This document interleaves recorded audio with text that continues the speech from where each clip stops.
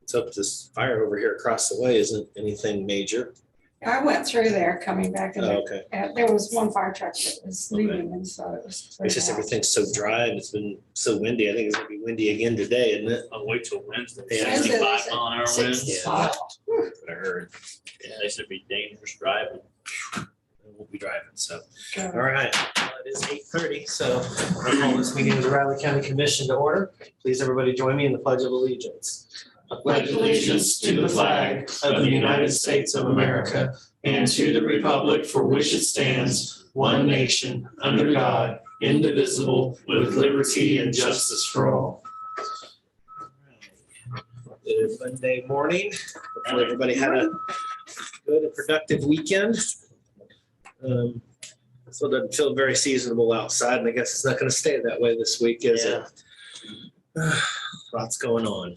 Okay, well, we kind of still have one more long day to get through some stuff, so let's just jump right into it. We'll start with some public comment, and not seeing anybody except for our little boardroom up there, so I assume nobody's on Zoom, and don't see anybody in chamber this morning, so I guess nobody has anything to say as of this morning, so I'll go ahead and close off public comment, and we'll move right into commissioner comments and start with Commissioner McKinley.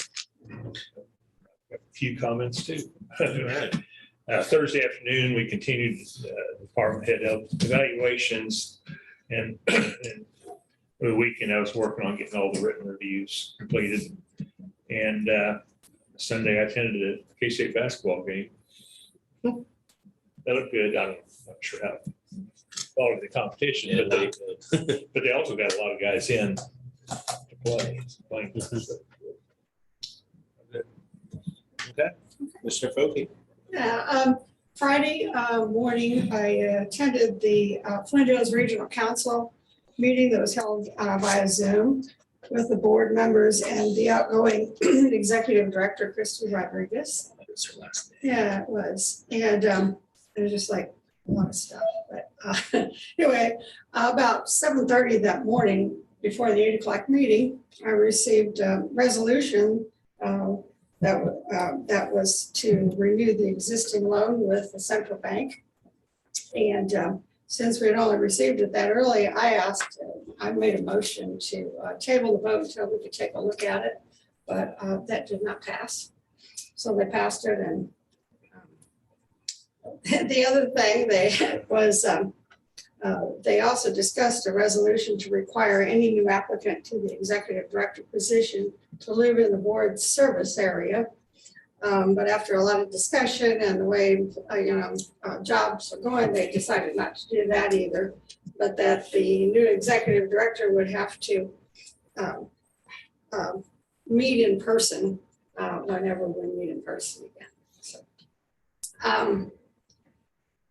and not having necessarily a residence requirement.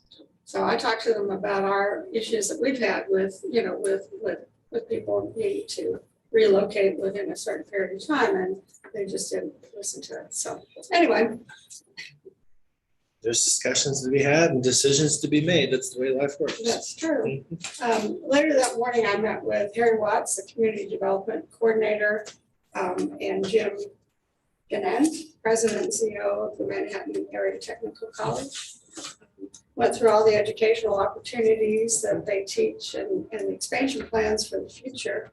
Program has really grown and offers great opportunity for job creation in this area. So I was really impressed with what they were doing there. Hadn't been there for a long time. So. Yeah, I'm an 03 grad myself, so Are you? I'm alone, and was a member of the SGA there, student body vice president, and we passed some of the early accreditations that got the EMT program. Most of those programs are gone. The dental program, the EMT program. They've changed and transitioned, I think, appropriately. I'm real disappointed with the dentist program being gone, but it's a very expensive program to run and operate. It's a very expensive program to get into, and it's a challenge. So I get it. So yeah, they're doing some good things over there. I think, if I'm not mistaken, I've seen Jim's on our one of our next couple of agendas to give us an update. So it'll be fun to listen to that. So it was a great meeting. Yeah, so other than that, over the weekend, I went to a couple of Christmas parties, which was fun. So And spent time with my daughter, did a lot of house cleaning and organizing. And that's about it. Okay, well, that's for me. Thursday afternoon, I had my first in-person meeting in quite some time with the crisis intervention team. I don't remember the last time we met fully in person. There was still one that was on Zoom because she's at home in isolation, but overall it was nice having that dialogue and conversation a little more in person. Pretty productive meeting. We talked about a possible accreditation scenario through CIT International. There's some differences in how they incorporate some things and how we would need to incorporate some things. So it may be possible, may not be possible. We may have to get creative with that one potentially. So let's see. They voted in another member. I'm not an actual member to the board, just on the team in the discussion. So I put that out there. I'm not a voting member. So they did vote another member to the board, Shelley Bruckerhoff. Her background and experience with some of these things will make her a pretty good fit. She'll come and talk to us in person or by whatever means at that point in time, I believe in February. So we discussed the upcoming CIT training that will be officially taking place. It was discussed and kind of put into the loop back in early 2020, but COVID wiped that out. And this has been a discussion ever since then, but they have finally put a date in place, June 13th. It's going to either be at the large lecture room at the Manhattan Fire Department or our large conference room at the Public Workshop. They're not for sure which, but we're also starting to discuss what the future trainings outside of that one will look like for other vested emergency services within our region, which I think is good. Saturday morning, I attended the Kiwanis Club's December pancake feed and silent auction over at Potroff Hall. A little smoky in there, but good nonetheless. Yes, it's great getting a chance to catch up with everybody there because I haven't been able to do so in quite some time. And I did an outstanding job serving breakfast, taking care of everybody. And there were lots of great items available during their silent auction as well. So, and apparently I got outbidded on all of them because I never got a phone call. Or maybe I'll get a phone call at all of them at once. I don't know. We'll see how that works out. But there was some good stuff there, definitely, if you're thinking Christmas and beyond.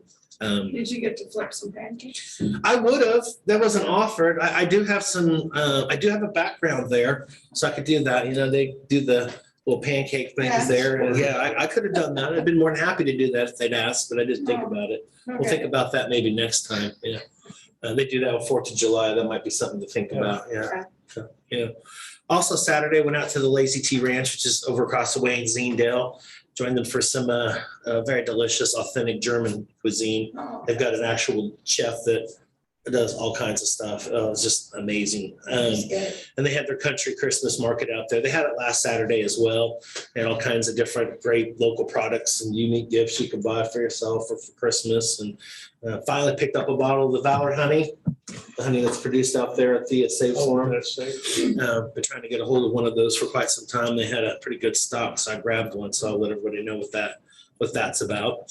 Sunday afternoon, I did watch the K-State game, beat Green Bay at Bramlage 82-64. Pretty fun game to watch. I agree. I think they emptied the bench at some point in time.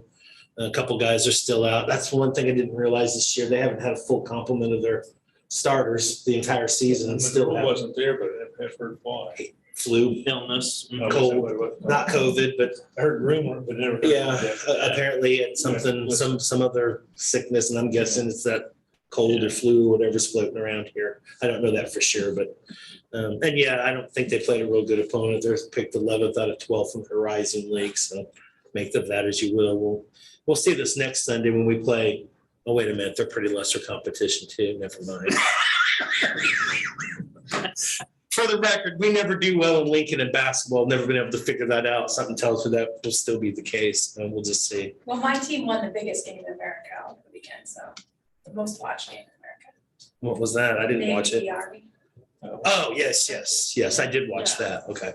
That's always a cool Yeah. game. Maybe one, right? Yeah, they won that. They did. Always Yes. a cool game. They have a bit of a history of winning in the last 15 to 20 years, so The trend. it's becoming a really good trend, yeah.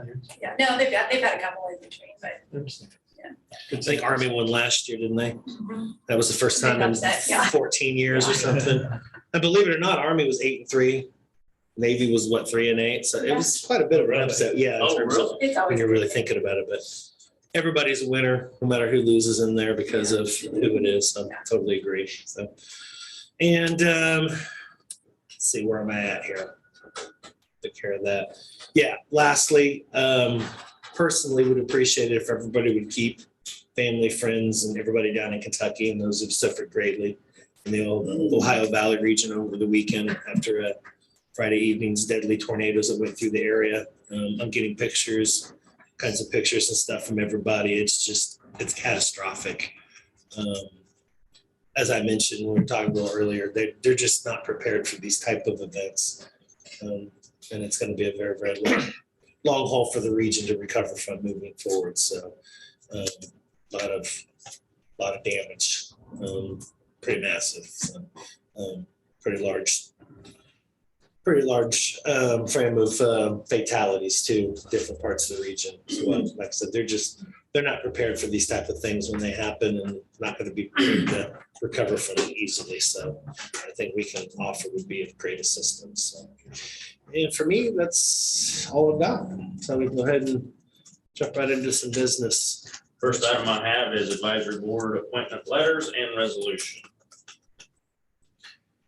Put that back up again here. Okay.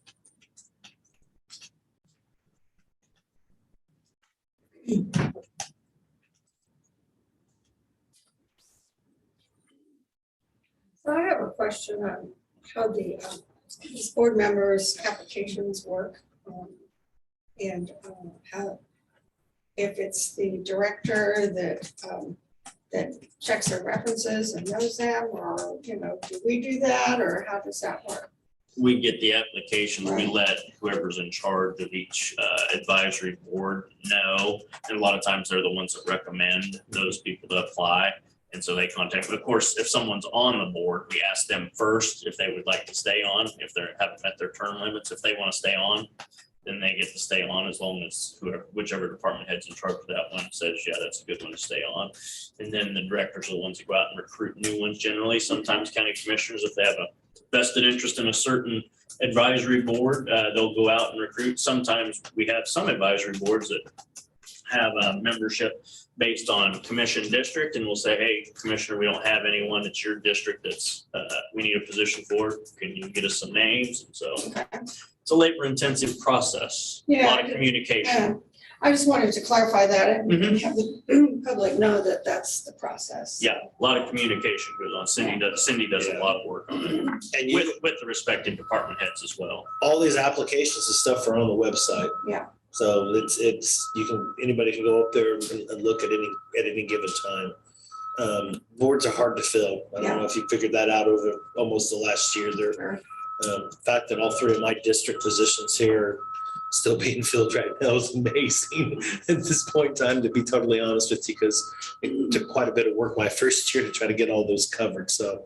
I'm glad for those. I know we need to, at some point in time, come back and revisit our interview process for the law board, which I think is a different board outside of all the ones that we've done, and we need to revisit that at some point in time. And obviously with the new board in place, it's a matter of just probably us recruiting people and getting them on there and figuring out who we want to put on there at this point in time. I'm aware of 4 people that have applied for that already. I haven't gotten an update from Cindy. She can track of that. 3 people have indicated to me that they were going to apply. There was one already in place. So there's a fair number there already. So Yeah. No, I think there's some interest. Sure. There's some positions open on the law board now. So, not this year. not this year, I didn't think so. No. Okay. That'll be at the end of next year. So the Correct. city, For us. it'll flip. There'll be one of us on there, and then the city will have one, and then they'll have the extra. Yeah. Yeah. So I won't know that till we get to this time next year. So. But when we do, it sounds like both entities will have a different way to go about that, a little bit more open and transparent. So yeah, we need. Okay, well, thanks for the Absolutely, anytime, clarification. anytime. Need a motion, commissioners, when you're ready. I'm going to approve the appointments from resolution 121321 for the representatives on the council and advisory boards. I would second that. It's been moved and seconded on, sorry, moved and seconded on the appointments and resolution appointing Riley County representatives to council and advisory boards. All those in favor? Aye. Aye. All three on the letters and resolutions, please.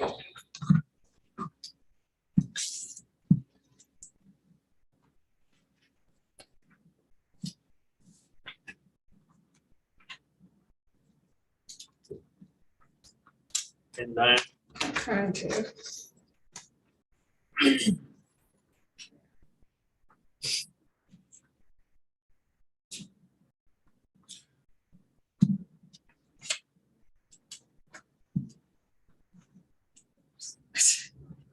This ain't gonna work. Let's see.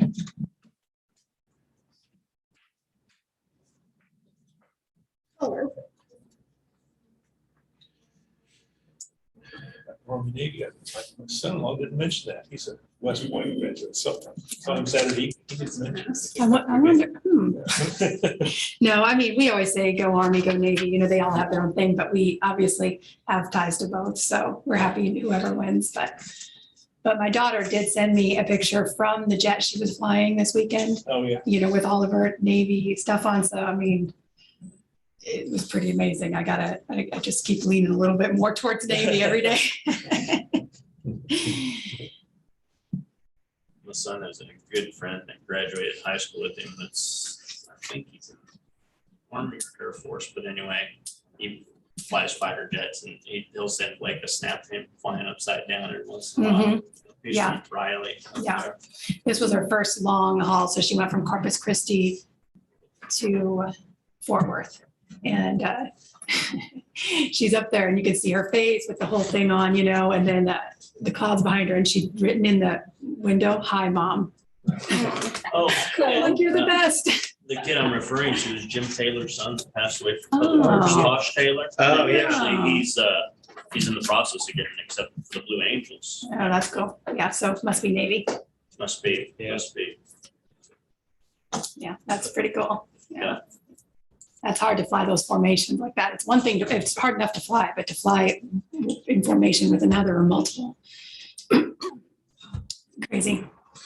On these scales, when there's times where the new pay period falls in same year, is that the case this year too? Yeah. Okay. Yeah. The pay doesn't actually happen until the beginning of the year, but the pay period starts on the 25th of Okay. December. Mhm. And I think you guys noticed that actually when we did the mid-year increase as well. I mean, in order to get that pay to start by the date that we say, we have to actually back it up to the beginning of the pay period.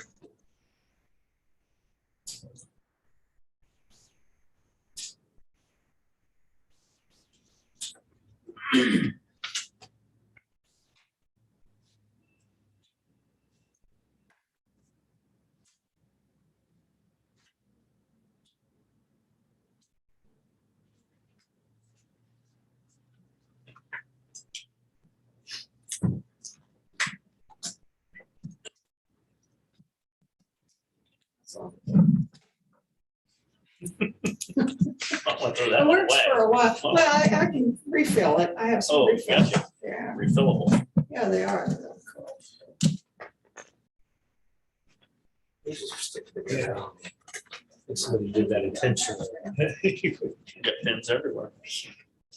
I love those pens.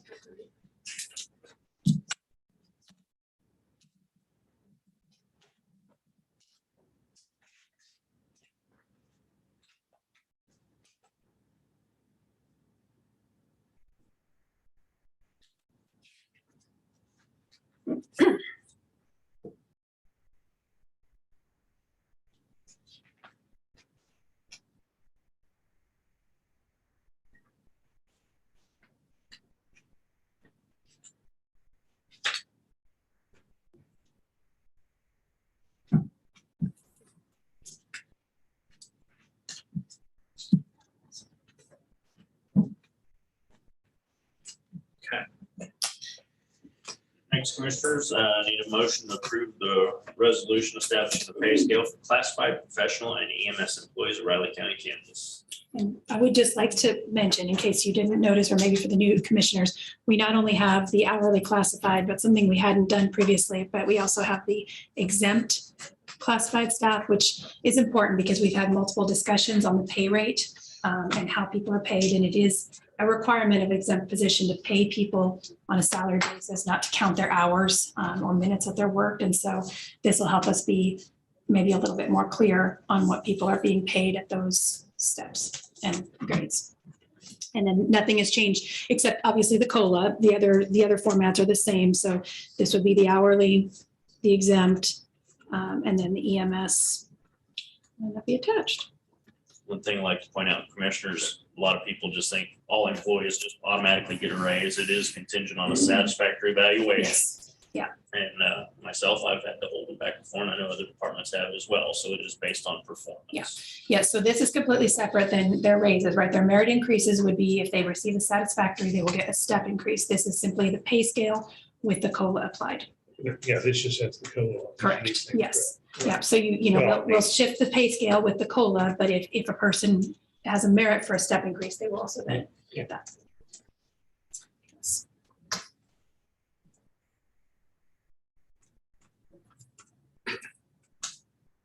Need a motion, the board's ready to approve. Yeah, I move to approve the exempt, not exempt professional and EMS pay scales for 2022. I would second that. It's been moved and seconded on the appointed professional position salary resolution and pay scale for 2022. All those in favor? There's the EMS one. All three sign, please.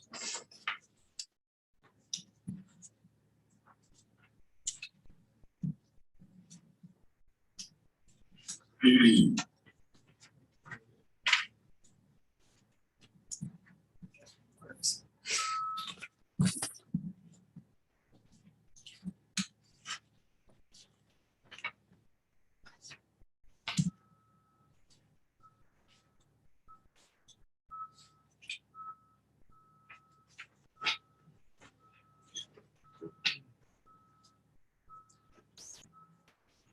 nice when they get done with that project. Yeah. It's been going on all year, hasn't it? Seems like it for sure. As long as I can remember It's being here. inconvenient too. I was No, like, actually what it is they were finishing up over there and then they were doing road work all the way down at the other end and then moved over here.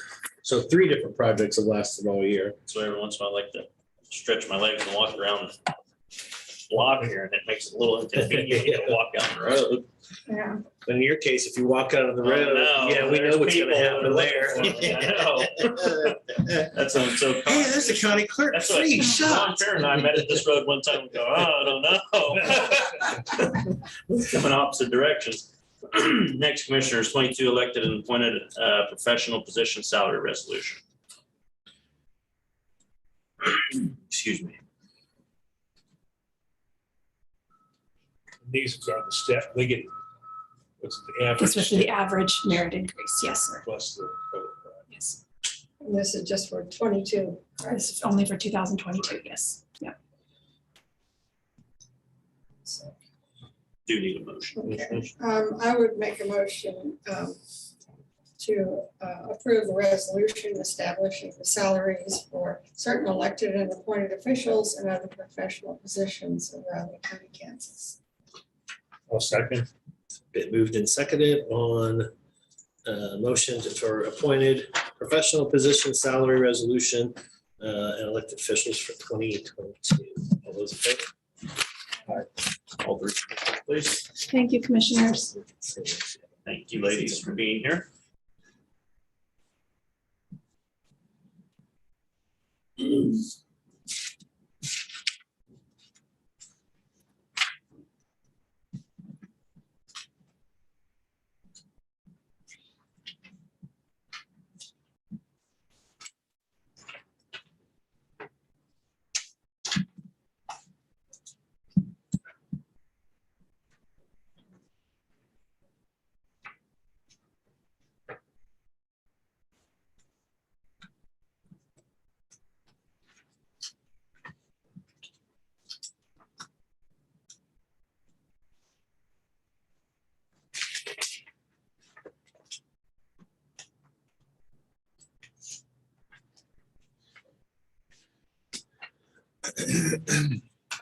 Next, commissioners, in motion for tax roll correction.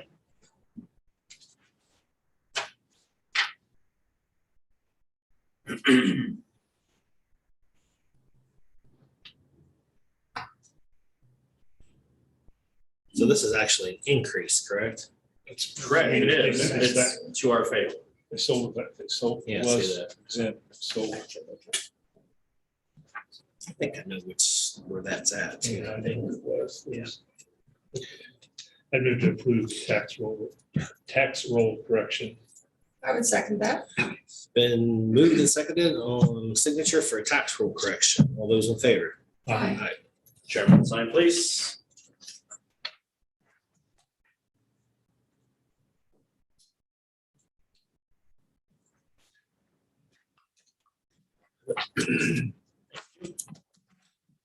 So we have reached. For the minutes on the board is. Okay, everybody got those up and ready to go? Yeah. Kind of a long one. Start with page 1. Page 2. And it might, just for clarification purposes, this is on me, but bi-monthly instead of bi-weekly on number 2, where it says Monday afternoon. It's technically bi-monthly. Greg pointed that out.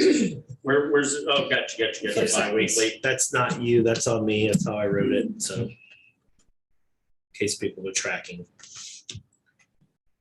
But, well, where's the other meeting that week? So, okay. Page 2. Page 3. Page 4. Page 5. Page 6. Page 7. Page 8. Page 9. Page 10. Page 11. Page 12. Lastly, page 13.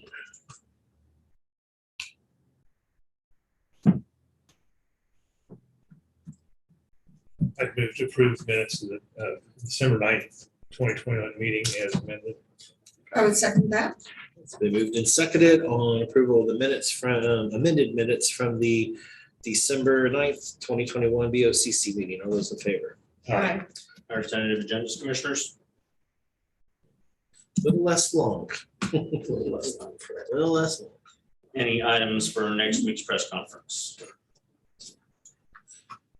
Running out of time to surprise you for the year, though. Excuse me? Running out of time to surprise you with one for before the end of the year. Yeah, you are.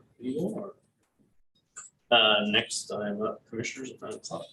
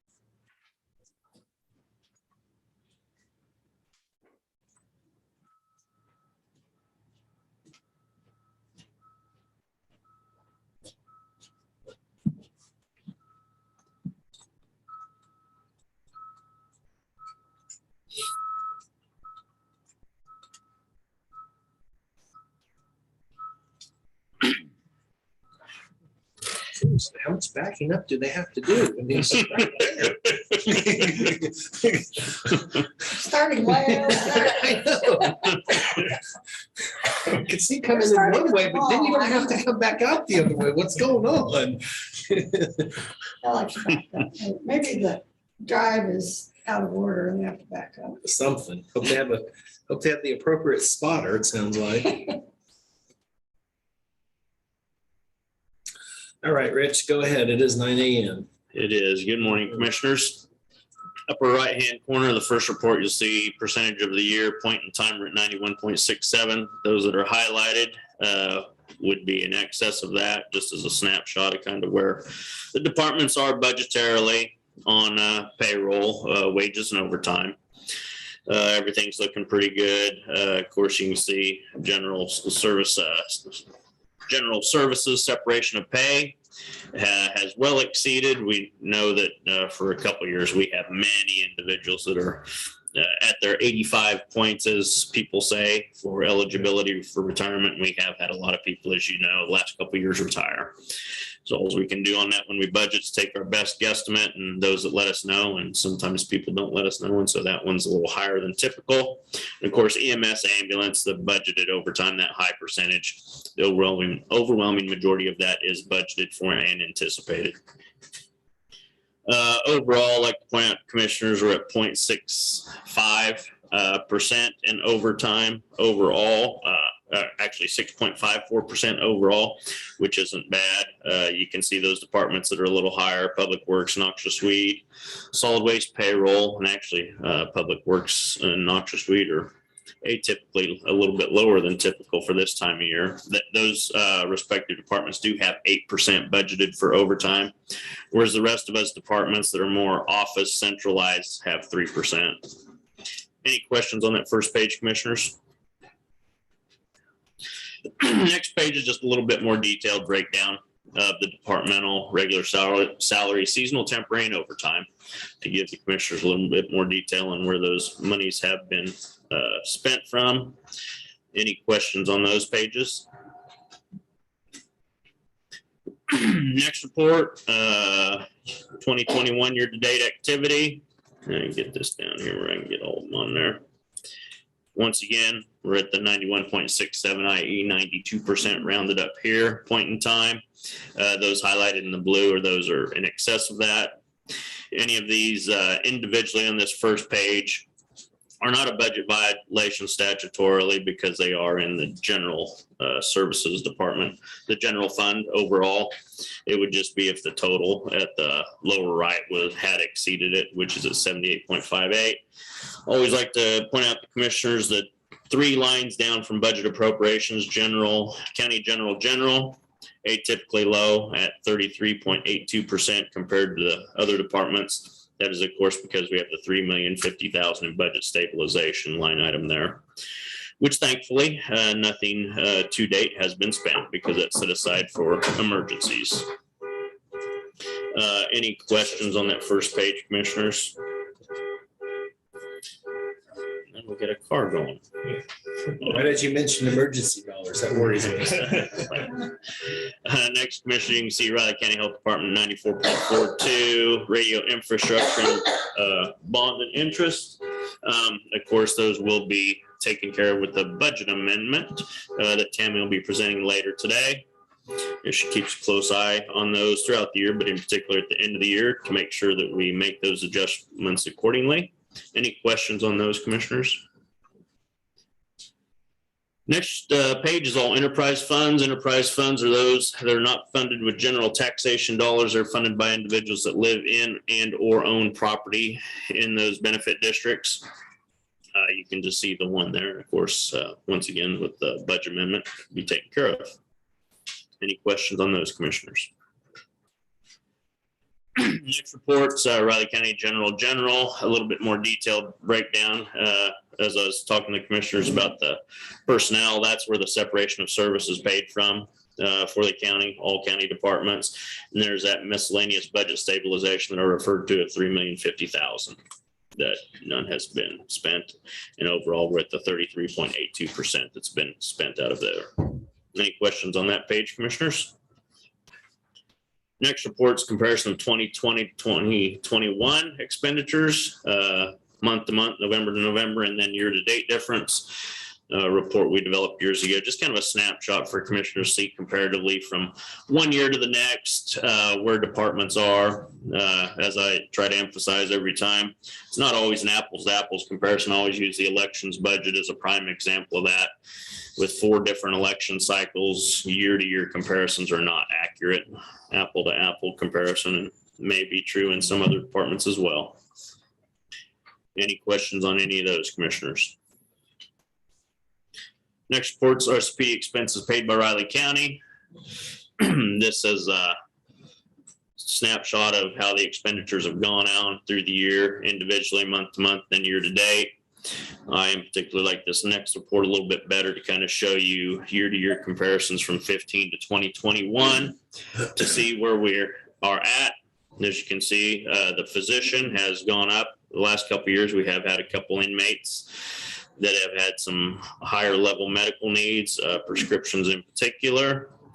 So that's a little higher than typical. Building maintenance can be up from time to time. Last several years, it's knock on wood, been not too bad, but that is a large facility. And sometimes we do have those expenditures. Those are ones in particular that I like to watch. Anything inmate medically related or building maintenance. And of course, the budget appropriation amount is the largest amount there at the bottom. Any questions on that page there, commissioners? The office space rental, is that the substation? It is. Okay. It is. Any other questions, commissioners? Next reports, RCPD offsite inmate medical expenses paid by Advanced Correctional Healthcare. Stands out clearly is that bold red number in the negative. We have well exceeded our pool balance once again, because we have had some inmates with some high medical needs. Prescription costs in particular have cost us a lot. Clancy, Tammy, and myself will be meeting with ACH and talking about the contract. RCPD has also been in contact with us, and they have a nurse there that is now a registered nurse, and they would like to keep her, which would increase the level of nursing care at the jail facility. And so we've been talking with RCPD, and we'll be talking with ACH as well about implementing that into the contract and other things we can maybe implement into the contract or take out to hopefully save us some cost. But the bottom line is statutorily inmate medical costs or inmate medical costs, and we are 100% solely responsible for it. No other public entity helps in assisting us with those costs.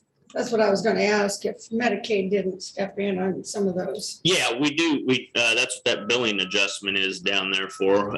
Commissioner Mike Kearns worked very hard at the state of Kansas in legislation, so we would get the Medicaid rate for inmates. And so that does help us a lot.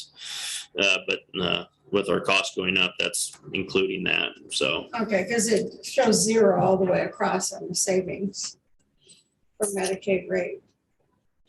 Oh, what I'm, Down on that. Gotcha. For Medicaid. I believe it's calculated in there in billing adjustments for prior years, but yeah, see that. I don't know that that's been tracked in there, but yeah, statutorily, we do get the Medicaid rate by Kansas statute. That was Commissioner Mike Kearns that worked, and all of the Riley County commissioners at that time. But Mike Kearns was the one that was instrumental in working on that with the state legislature. So we can get that number. Broken out in the future. We can see about that. Is that something you can find on those reports, Tammy? So actually, we haven't had anything this year, Yeah. but if you look at our costs, the majority of them are prescriptions, and you don't have a Medicaid rate on prescriptions. Or anyway, they haven't been giving me anything, but I can definitely follow up with them and check. Yeah. The prescriptions, we just had a conference call last week, the 3 of us with RCPD, and Tammy went over the numbers, and prescriptions of that pool balance is the overwhelming majority of it. It's been not good. But it could be that they just haven't been giving us the reports. I haven't received anything, and so maybe they've had a change of people and just haven't been sending them, but I'll follow up and double check.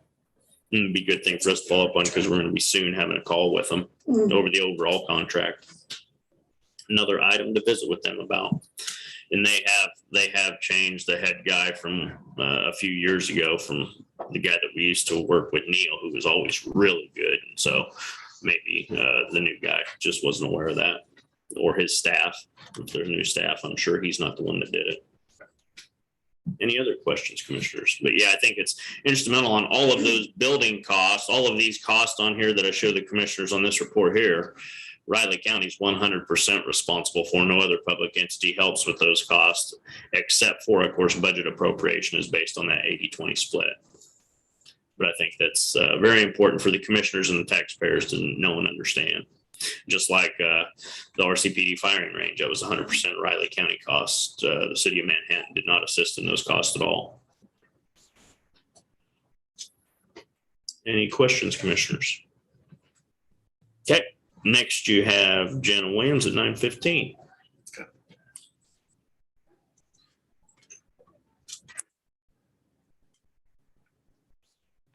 Some problems out there. Woo boy. Yeah, they are. I wondered if that was clean language being yelled. No.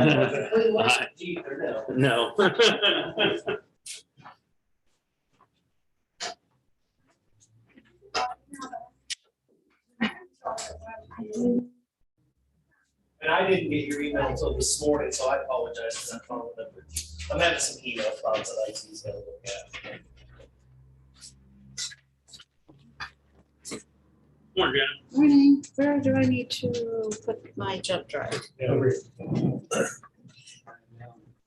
end of an IT expertise there.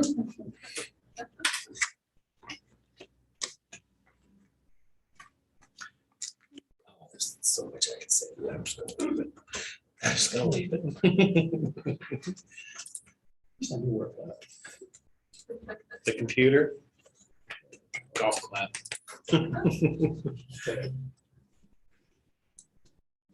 At least you didn't say it to somebody else. He has done that too, yeah. How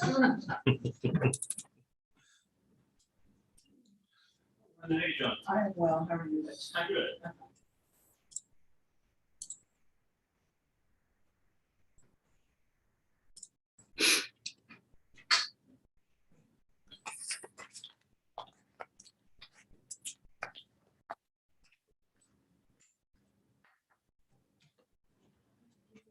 Yes, because some of this is really small. Mhm. Might be easier to put that. If you sort of give this everyone to Catherine. Okay, and she has gotten that in the mail. Okay, she may want paper. Okay. I'd rather she see it. And then also this is one of our products from our MC burning glass. So I wanted to give you a sample of some of the work that comes from that. That's good. Product.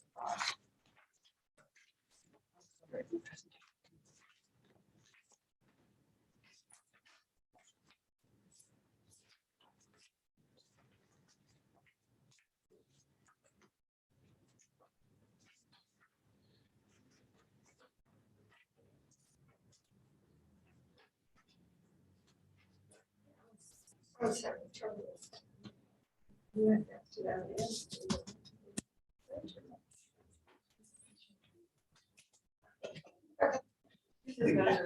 Yeah. That's all right. Yeah. It's been crazy.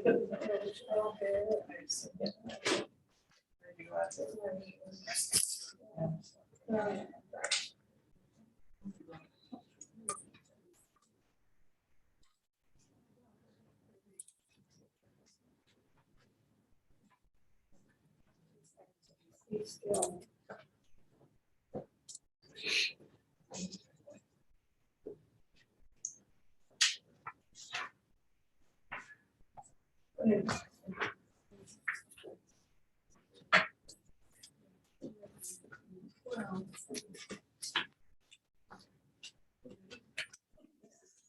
Try to do that.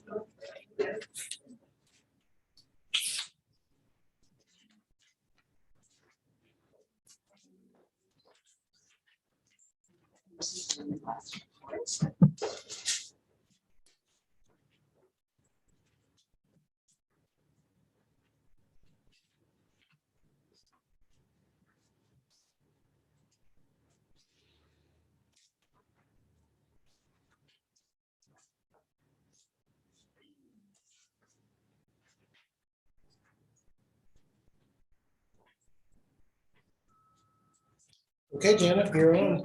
Okay, thank you. Good morning. I'm Jana Williams from the Flint Hills Regional Council. I'll take my mask off. And joining via Zoom is Marissa. She is our resiliency and recovery planner.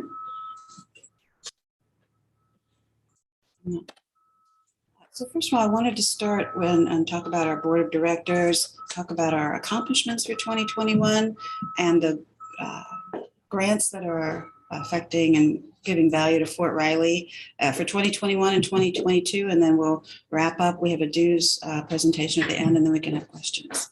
And also, if you have questions during the presentation, please ask.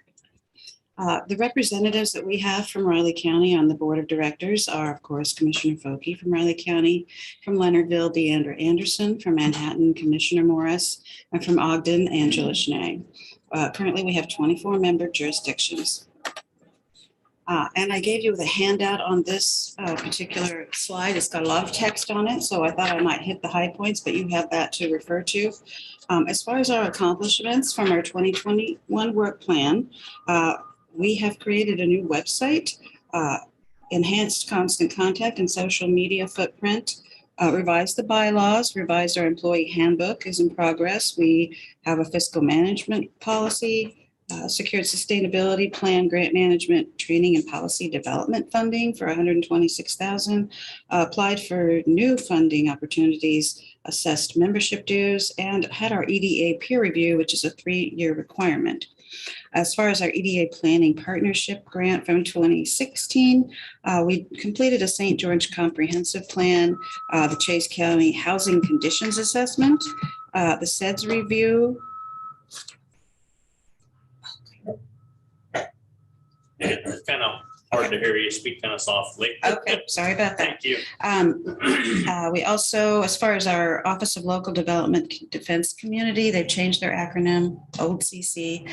It's the Department of Defense Fort Riley Implementation Grant. From that grant, we finalized the Ogden Community Survey and the Housing Condition Assessment that was part of the Ogden Comp Plan. That was submitted in 2021. And so we were able to close out that grant. Additional accomplishments were the EPA grant. We had a $600,000 grant for EPA. We did a Junction City area plan, Manhattan Plaza West area plan, multiple phase 1s and phase 2s, outreach with the community, and we provided a website.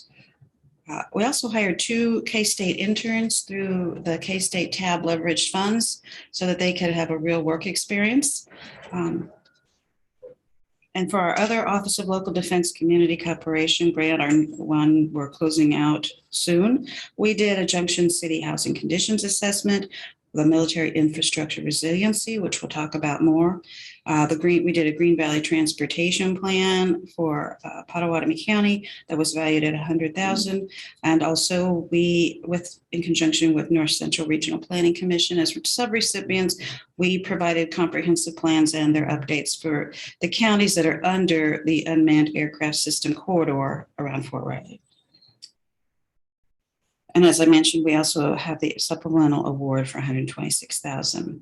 For EDA CARES, that was the funding we received probably in May or June of 2020, right as COVID hit. We were given the opportunity to apply for non-competitive funds. And with that, we have, which I should say Marissa has, conducted the Recovery and Resiliency Plan, the Regional Business Confidence Survey, the Needs Assessment System, which is now up and running. We partnered on training opportunities in support of businesses, completed some recovery grant writing, a regional economic impact analysis, skills gap analysis, skills to career online app. And then for our current EDA planning partnership that just started in March of 2021, they completed the Flint Hills Economic Development District Plan update and implementation. That is we call it our SEDS, and that has to be done every few years. And that was completed this November.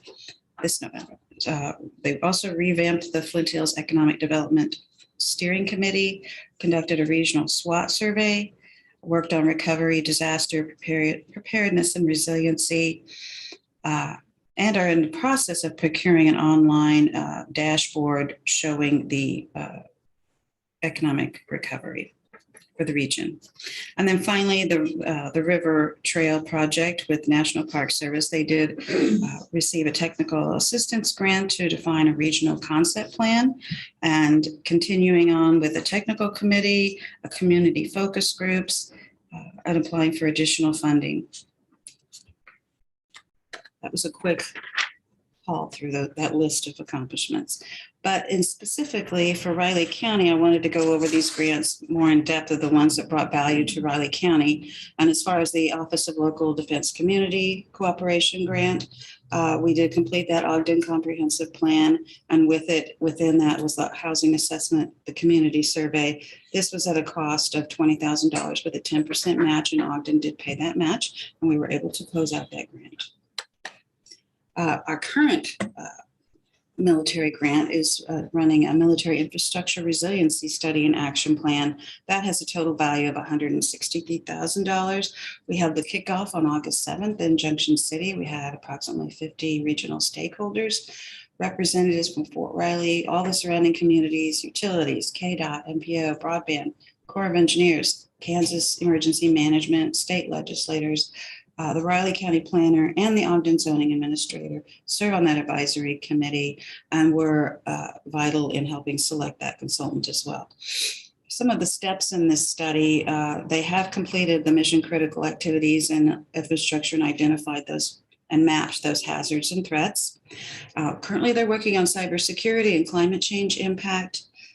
This draft, I'm hoping, will be ready in early January, and it's anticipated to be completed at the end of January.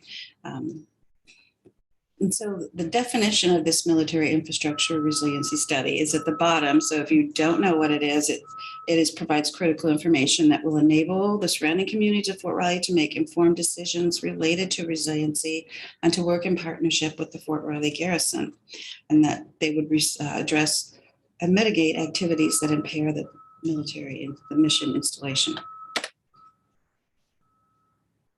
And I mentioned that sustainability grant, the $126,000. This was additional funding that OLDCC gave us. And with that, we will be selecting a consultant for a sustainability plan that is for the regional council.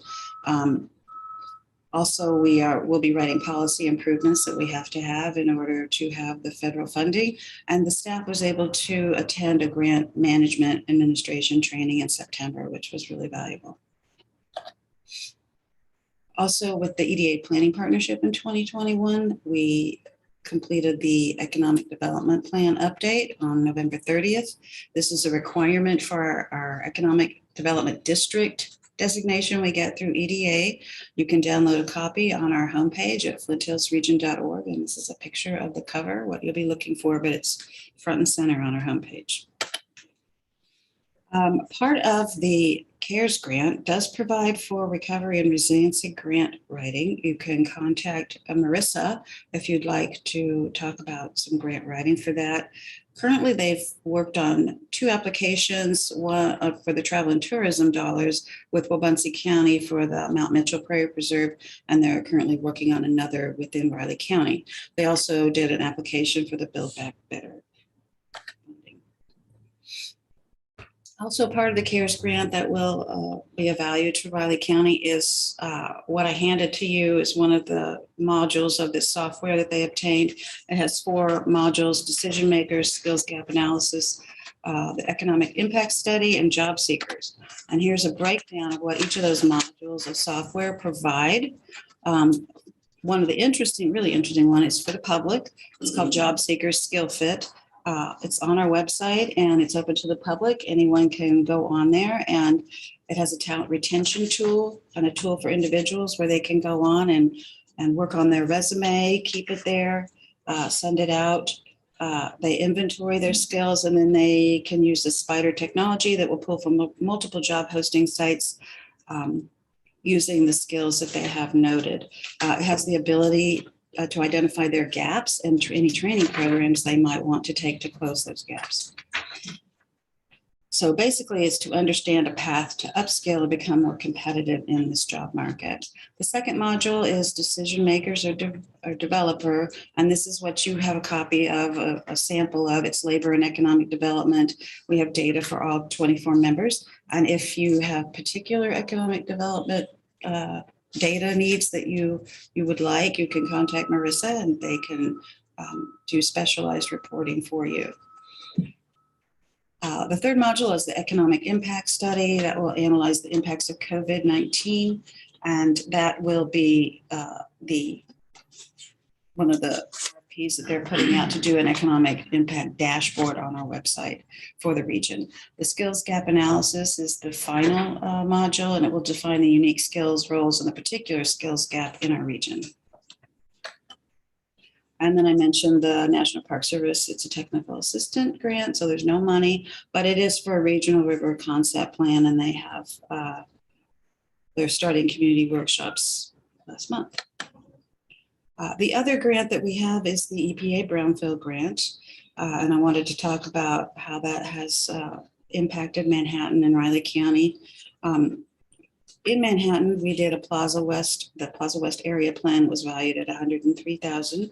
We did phase ones for that, valued at $30,000. Our eligibility determinations are valued at $15,000. Other area-wide planning effort was $17,500. We did a phase one ESA for 809 3rd for $5,000. And then we were able to do a phase two of the lead paint asbestos survey for 1026 Points, which is the Little Batch Bakery, the new site that they will be developing at the gas station. Also, our inventory, we have inventoried all the sites that have been brought up to us or that we've been working on, and that inventory and city eligibility determinations is valued at $15,000. And so it's around $190,500 for Manhattan. And then we also worked on a site in the city of Riley and did a phase one and phase two. I believe it's 105 Broadway that we worked on, and that is valued at $20,000. So total, it's $210,500. So we just finished applying for our next grant for fiscal year 22. We did it last Wednesday on the 1st. The total, this is going to be a grant for $500,000. It's a 3-year grant. However, we decided we're going to finish it in 1.5 years so we can move on to the next one. There is no match on any of these EPA Brownfield grants. The assessment grant, we have talked before we applied. We went around and asked communities and counties, what would you like to be a part of this? And Riley County wanted to look at the Eureka corridor and also the entrance on 177, that corridor. And the city of Ogden wants to do an area-wide study, and they're really excited about it. So that was one of the city of Ogden we showcased in our grant application, as their demographics qualified us for that competition, and they're really excited. So if you have other sites or corridors or buildings that you would like to have included, we want to know about that. Also, the Riley County Planner serves on our EPA Advisory Committee. So the value of this grant, as we outlined in our grant application, phase ones will be valued at $5,000, and this is per our consultant that we have. The phase twos are $15,000 and $25,000, large and small. As an asbestos or hazardous building survey is $30,000 to $50,000. And we know from experience, we took out 2 underground storage tanks in Junction City. 2 tanks cost $50,000. And again, these are all free services. The area-wide plans for this grant are valued at $50,000 to $60,000, and we plan to do 3 of those with this grant. We also have K-State Tab leverage funds that will provide also public outreach, some phase ones and twos, and economic feasibility studies, and also more area-wide planning, but it's not as intense as what our environmental consultant can provide. So the day after we submitted that grant, we got this in the mail. The EPA waited for everybody to put in their applications, and then the next day they sent out their bipartisan infrastructure law funding announcement. The brownfield alone is going to be $1.5 billion, and they anticipate taking 5 years to spend this funding. So their advice to us was get a plan, think big. So we need to be thinking about what would you like to accomplish in 3 to 5 years as far as brownfield sites or area planning. And so we'll be doing a region-wide plan because now we have all this funding, this historic funding to use. And so the list of grants, they have not come out with the policies yet and the guidelines. That will be in April, but they are offering multi-purpose grants. Those are assessment and cleanup. They're offering assessment grants up to 10 million per grant. And that's ones that we are doing. They're offering cleanup grants up to 5 million per grant. And those are specifically for the owner. We can't be the applicant on that, but if they were to deed, apparently, if they were to deed the property to the county or city, then the city or county could be the applicant. And we could assist because we can help you procure the environment consultant and also administer the grant through, if the owner were to name us as the grant administrator, we can really run the grant and administer it because that's what we've been doing the last 3 years with our grant. So we feel like we've gotten pretty good at that. The other funds, they have revolving loan funds up to 10 million per grant. And this particular grant round is for people that already have a loan fund. We have talked about doing this. We'd like to get into this because this is a 50% grant and 50% loan fund. So that makes it, more appealing. They have 30 million in job training grants, cooperative agreement to state and tribal, that wouldn't affect us. And then they have 110 million in technical assistance. And we have utilized this program with Potawatomi County with their courthouse. They bring in a consultant and help and review potential uses for this building and have public outreach and hopefully coming to a consensus. And so they also do free structural studies under that technical assistance as well. So there's a lot of value in this. So we're pretty excited about it. So that brings us to the dues spreadsheets that were mailed out last week. Basically, this is the current dues for Riley County, Manhattan, Ogden, Leonardville, and the city of Riley is not a member currently.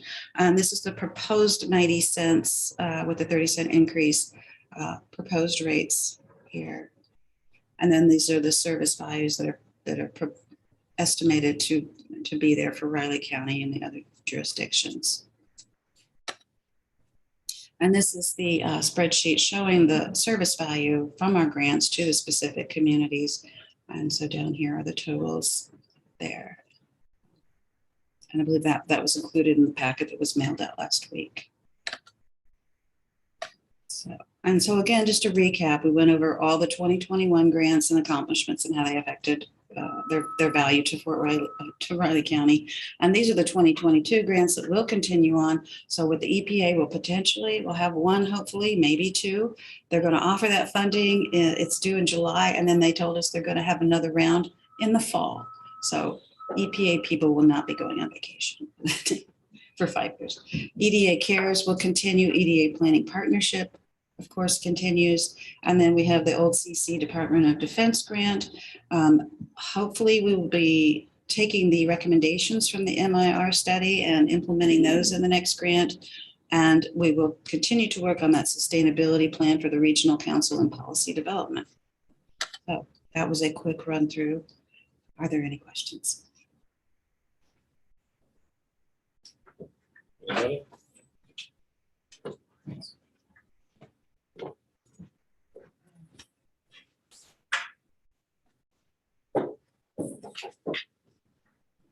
Yes, no? Questions? And if you have CARES or other questions, Marissa is on Zoom if you have anything for her. CARES or economic development or grant writing.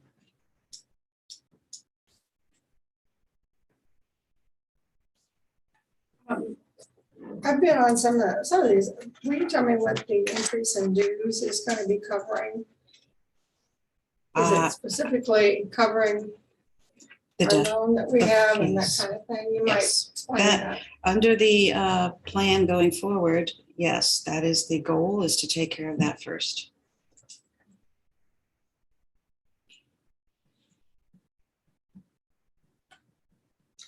I can just say at the moment that it's not really a question, it's more of a observation, I guess, is we have some concerns moving forward, both with future leadership of the organization and what that vision and focus is going to be, and some of those other financial requirements, including loans and operational type stuff. We haven't probably sorted through all that yet, but those are some challenges and concerns that we have. So, The position has been advertised as of Friday, and they're hoping to make a quick process of that. Sure. I mean, the status is good. So we've made great inroads in paying off that loan in the last year and a half. So And there's, what is the balance? It yeah, I've seen various numbers, but Right. what is, the balance currently, I believe, is at probably 73,000 today. and that note that was renewed on Friday, that's going to be due, what is the? That specific one ends in January of 2022. And so this will just be an extension of those terms until May, because they wanted to give us a chance to get our new director in place. But it would be extended again for a year, I believe, in May. Goes from May to May then of 2023. Is that how I'm tracking? Yes, and the goal is to get that taken care of in that time period.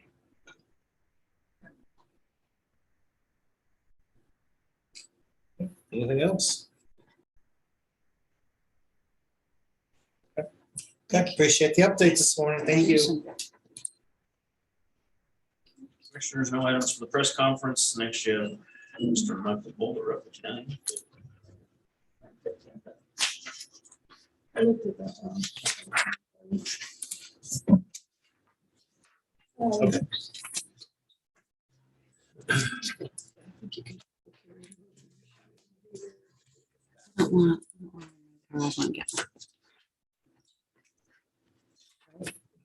Yeah.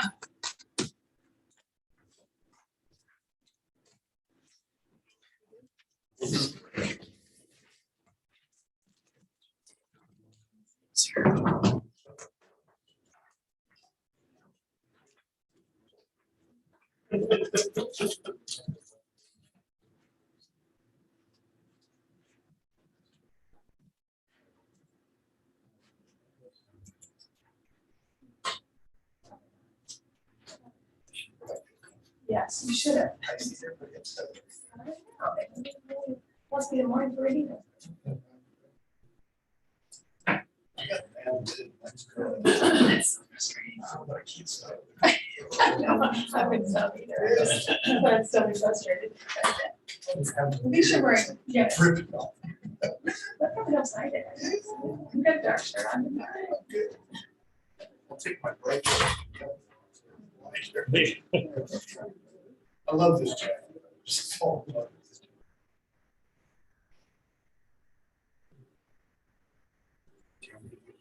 It was good. We went to Nebraska for Christmas. It's almost straight north. We live in North Fork. It's about 4 hours. I understand this is snow. There was enough to really do some stuff with that. Roads were pretty icy. Kids were all playing. My oldest had to just walk. They were really happy. We moved cows in the snow. I think he has a, it's funny because I was asked to count it and it came up wrong, but it's about 65, but it's my nephew. It's just my nephew. My dad actually retired. It's actually football. Is it? Yes. It's secret class. Which they- Yeah. Yes. It's usually not, right, that's, but I'm old. Yeah, well, we're not really cattle people anymore. Like, we used to have a couple hundred cow out there, but, and then fat cattle are already mentioned, but, my nephew's trying to get in, and my dad supposedly is out. So my dad keeps telling him, not to keep any. So it's just kind of doing a routine. I don't know, it's a good idea about it, but it's hard. So he has a full-time town job and trying to do farming as a part-time. Both my kids get out there. My 3-year-old, was in the backseat messing around and decided he needs cowboy boots because he's a farm boy now. It's good. It's good for everybody. It's always good for everybody. We had a ranch in Texas. Association, housing, capitalization.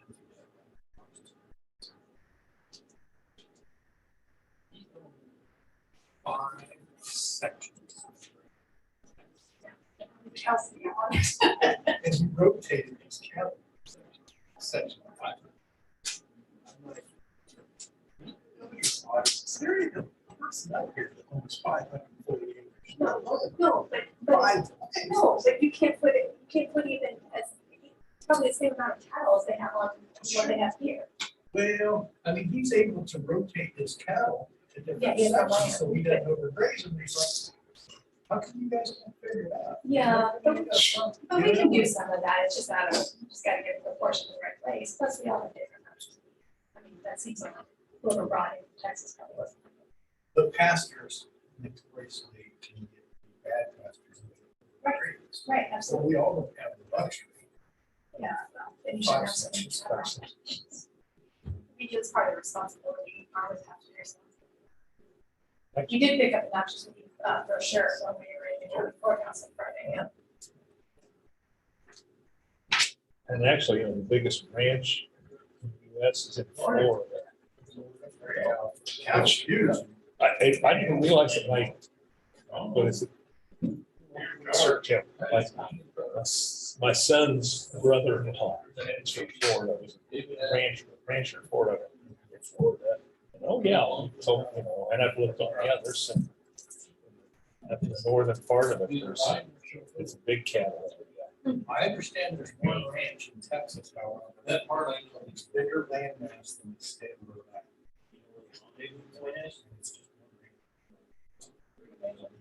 Is that the one that they've tried to, that's, I've seen something about they're trying to sell one of them, couldn't Yeah. find one of those giant ones. You know, nobody has that kind of. One ranch down there that ordered that go from one to the other. It's like 2.5 miles. And that whole private station. But they're buying up ground, somebody told me, ag ground outside Kansas City, not Florida, ag ground, just sold for 20,000. Obviously, they have to keep it as that. 28,000. Hard to say. So people are buying up ground around here, and it's all these outfits. It's all my land. It's hunting up these big corporations buying grass. And then, of course, they don't care. So, and they're trying to get see where we buy me. It's so awesome. How do you do the hunting companies with care? I mean, they have to. Well, a lot of them don't understand. Yeah, I think a lot of people understand about. It's just this, like,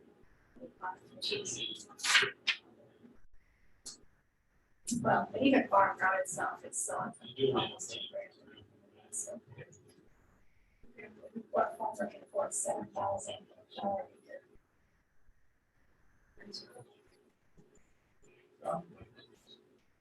And stuff like that doesn't help. You know, they're not paying more than 28,000. It's hard to keep it in, hard to keep it in farm.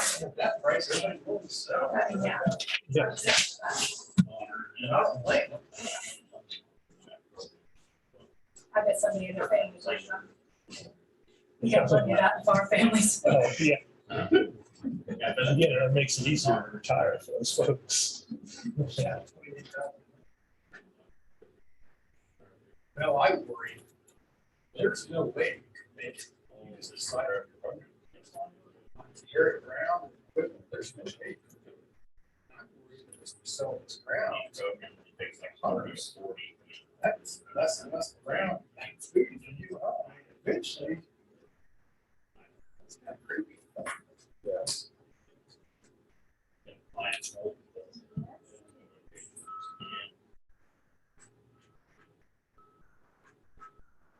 what we have.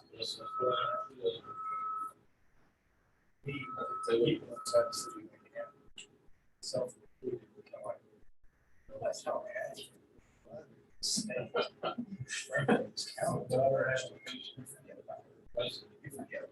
I'd say it's a little bit violation of that, it's agriculture, the world. You can't have, you can't exist in any of the other things. A simple engineer. There's plenty of them. Seems like when it comes to priority.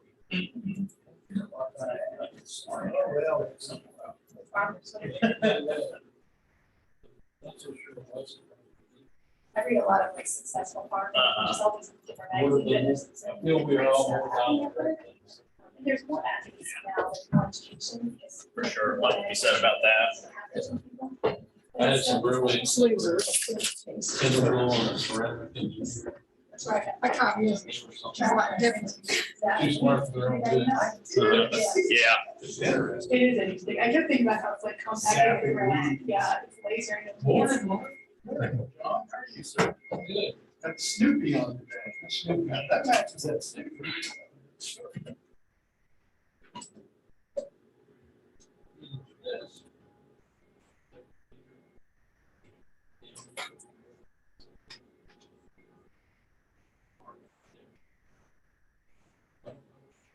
We got a cheer.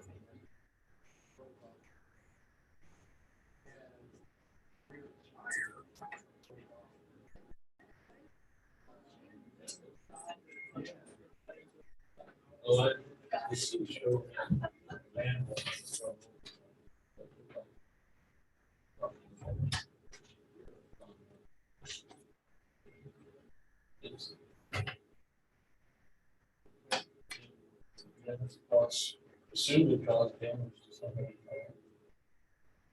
I didn't hear anything that you guys did. That is a weird area because K-State, sometimes, even though it's county ground, sometimes K-State goes nicer frequently. So it's not common for K-State. If you didn't, and you would. So, Yeah. yeah, But as far as like Boston Blade.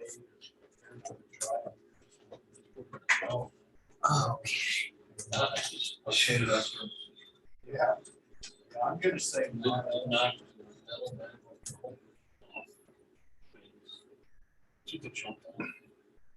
I'm gonna say no. In addition to that's an area that's long. I'm worried about Wednesday. Yeah, I was just thinking about that. Gusts to 72 miles an hour. Holy cow. Commissioners want to see how free the ventilation system is in this facility. They need to sit in here. Watch the blind, watch the blinds Wednesday. go like this. You'd But never, it's coming from the south, isn't you'd it? never die of carbon monoxide poisoning in this building. Always getting fresh air. Yeah, correct. So it probably I won't, think so. it won't affect the, well, it's not gonna affect any of these windows. Your office might be destroyed or something, but. I'm gonna tell everybody I have the Manhattan, Kansas view out my windows. You guys have the Manhattan, New York view. Yeah, They said expect potential power outages. that's what when it blows out. Yeah. Never going Well, I've got my fence raised. Should not. Because that last one, so a couple of years ago, had 60 or 80 mile an hour winds. It just leaned, it didn't break the post off, but it was that year that was really wet and it just leaned them over. Yeah. They're kind of down away from the house, kind of by itself, so I can put the bricks on it. Dry as it is, I think it might be like a dust bowl. Yeah. You gotta remember 75 mile an hour winds is considered hurricane force. So getting close to that dust Well, range I there. heard 65 to 70 mile an hour wind gusts they expected. Wednesday, Oh, good. to bring you out more furniture, I guess.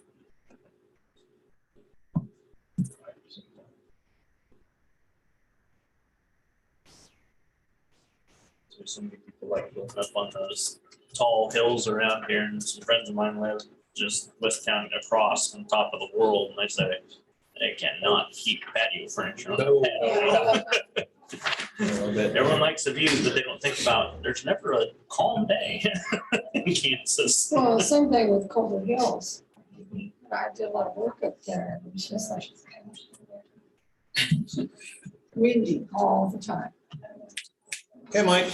Good morning, Commissioners. I have a fairly simple request this morning. I'm looking to change job description on our commercial applicator. It currently reads that this position requires a Class A CDL.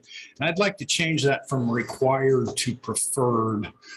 We actually don't have any particular piece of single equipment that requires a CDL. However, in the springtime, we do load up our truck with our trailer and have over a 10,000-pound load where we drive the tractor around. And that's the one instance that does require it. That is our mower position, and he does have a CDL. I also have a commercial applicator that also has a commercial driver's license as well. So I have two operators that have commercial driver's license, which are plenty. This request usually is probably within my wheelhouse, but in the interest of being transparent, we did make a hire of the individual under this requirement of a required commercial driver's license. I don't think there's an issue if we felt that we did require it from him obtaining it, but frankly, I don't think it's an interest or a need or an expense that we really need to endure. And for that reason, I would like to change the description from required to preferred. And I will show you what that looks like on our current summary up top. It should be down in the, And a little bit further. There it is. It currently reads commercial driver's license, commercial pesticide license, and mechanical expertise are required for this position, and ag experience is preferred. And I would like it to change it to simply read to this. High school education or GED, commercial pesticide license required, and Class A commercial driver's license and ag experience preferred. So relatively minor change there. It just, I believe it better meets our needs at the county and our current situation that we're in. Yes, please. Commissioners, I just want to be very clear and very transparent that I know he currently has two people in a CDL that hold CDLs, but this change is not about any positions, any persons in the position. It's about the mix of things that he needs in the department. And we've actually been trying to get our CDL requirements compliant for about a year, not just with Michael, but just across the board. And I think we finally got a good handle on it. But this allows him, if we leave the preferred, this allows him that if he would lose someone that he currently has that has a CDL, he would be able to say, okay, I am going to hire this person with a CDL over someone without a CDL. But he would also be able to hire someone without a CDL if he had the mix in his department. And the two positions that he mentioned actually already say preferred. So they're not required either. And I think in his situation, that's a better fit. There are some positions in public works that would not be appropriate because the majority of their job requires a CDL, but that's not the case here. So the reason that we brought it to the commissions is because we want to make sure that we are clearly explaining this has nothing to do with the people that are currently in the positions, but just the mix of needs in the department. You basically just want, you need to have one person, but you just kind of float with whoever. Well, yes, sir. It would depend. Require this position to have it, when you're hiring, if the person with CDL is leaving, you replace them. That's correct. It would be more to match the needs of the department. There is certainly not a need to have three operators that have commercial driver's license. Ultimately, all I would ever need is one, and then it would be very, very rare that I would even need them. We have found that actually moving the tractors themselves is more efficient than it is to load it, move it, unload it. There's only a couple occasions where we would need to do that. One would be maybe where we're taking over for repair. But even then, we found it easier. Our tractors, move at 35, 40 mile an hour. It's almost easier just to drive the tractor over there to have it repaired than it is to load it first. So the actual need for our department is pretty minimal, but certainly three applicators is way overboard. Yes.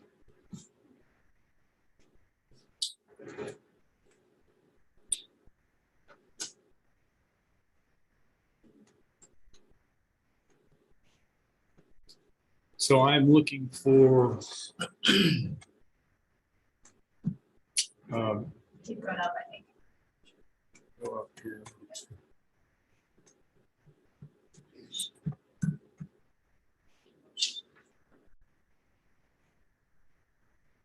So I'm proposing that we make that change from a commercial license required to preferred for this position.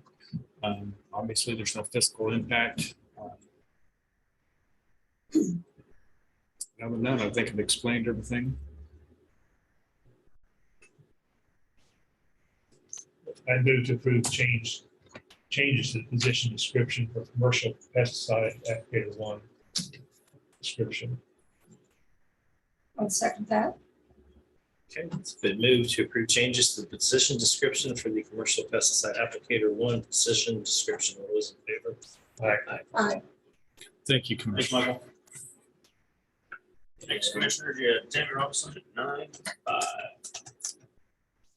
Late.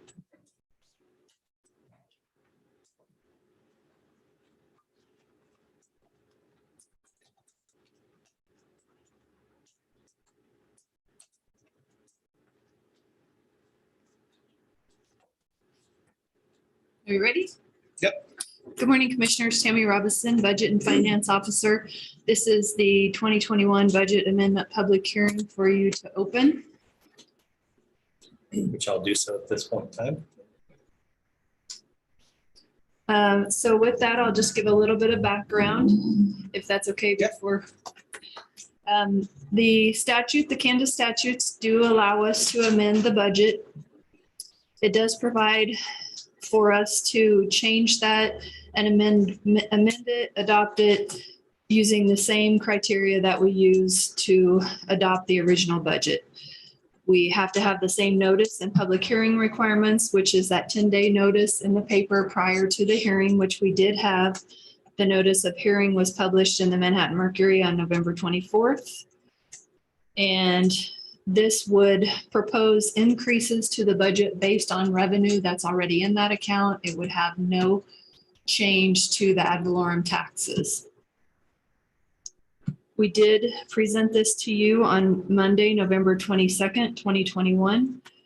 The funds that are affected is RCPD, disaster, CDBG, bond and interest, radio infrastructure project, health department, rural fire district, county building, rural fire capital improvement, fire station projects, solid waste, and Fairmount Heights capital project. At that time, I did tell you the reason for that. I can go back through that if you would prefer. No? No. Okay, and then again, I would just like to reiterate that the ad valorem tax is not affected by this amendment.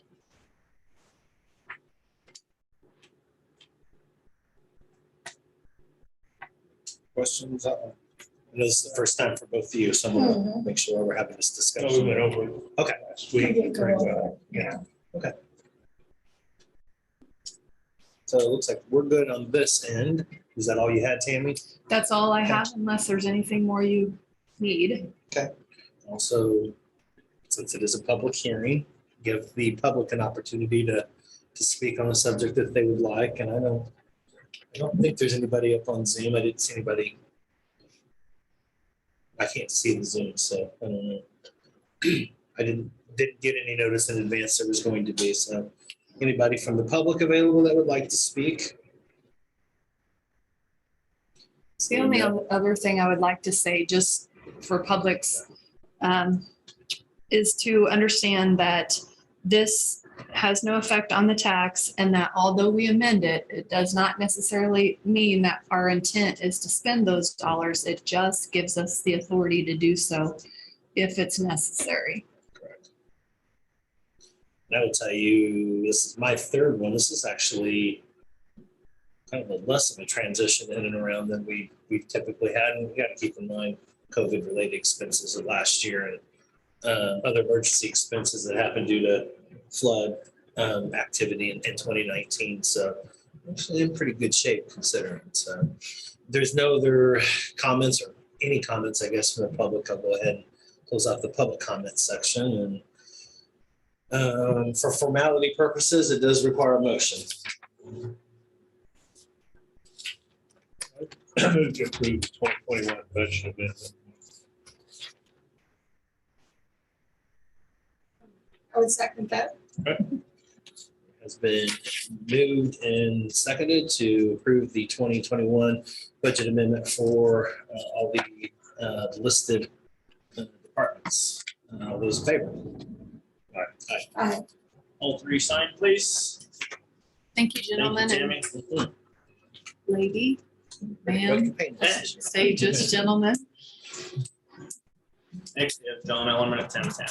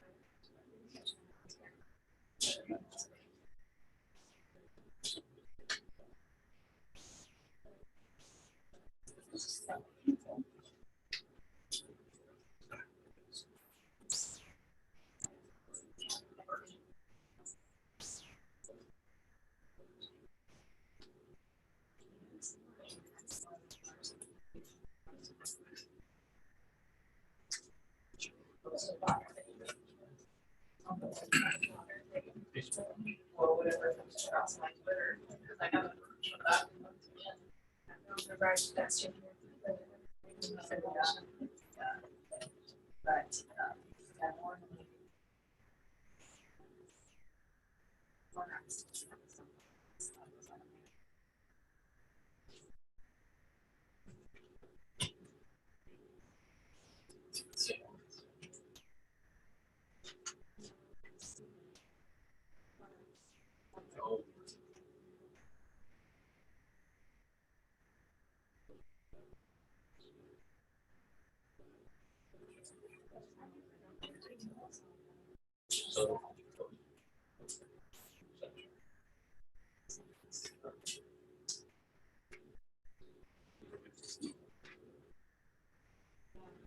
Just that.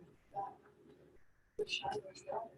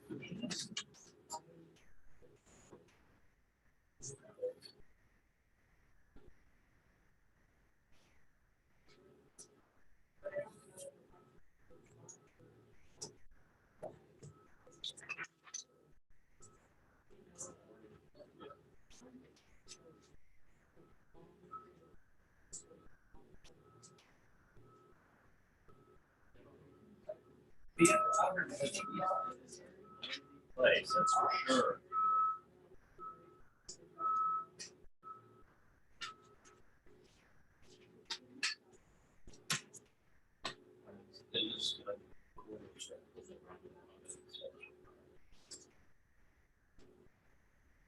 That's also.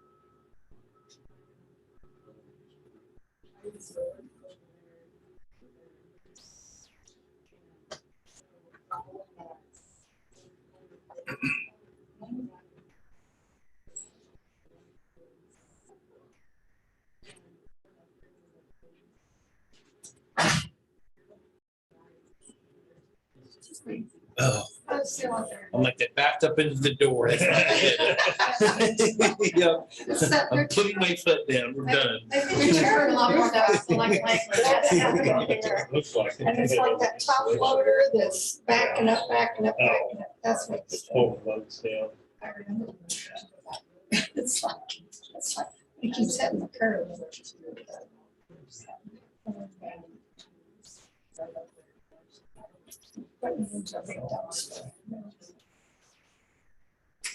Had to check that out. I missed the holiday memo, hot time memo again. You what? I missed the holiday time memo. Yeah, you did. It's December. What more notice do you need? I was just gonna say, but just for the record, I don't have any holiday ties. I don't know what to get you for Christmas. Yeah, yeah. I also know what I can donate to charity. There's little light bulbs all over it. Actual light bulb. Well, maybe. I don't know, I haven't seen. See somebody walking around with those bow ties with those on there. Yeah, yeah, Lit up. yeah, I've seen them. I don't know where. I've never had one. I'd be packed away with decoration or something. My buddy's a Raiders fan and he got one of those Raven blow ups. And I said, you know, it'd be better if you just left it Yeah. deflated because that's kind of how it is. He didn't respond back to me. Part of it is that- All right, John, are you ready? They have light bulbs hanging around it. About as ready as I'm gonna be.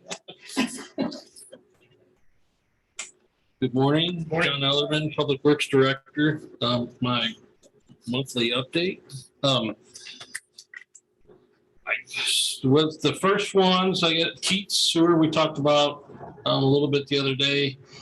We had a Zoom meeting with Sam and then another phone call then with USDA about how funding might happen on that, and continue with their requiring user agreements.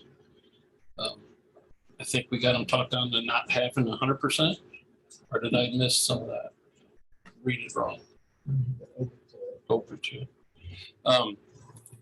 So we're still in discussion on how we want to work. I think Sam is done with his environmental review and our preliminary engineering report. So we're still working on what we're going to require for user agreements and then move on from there.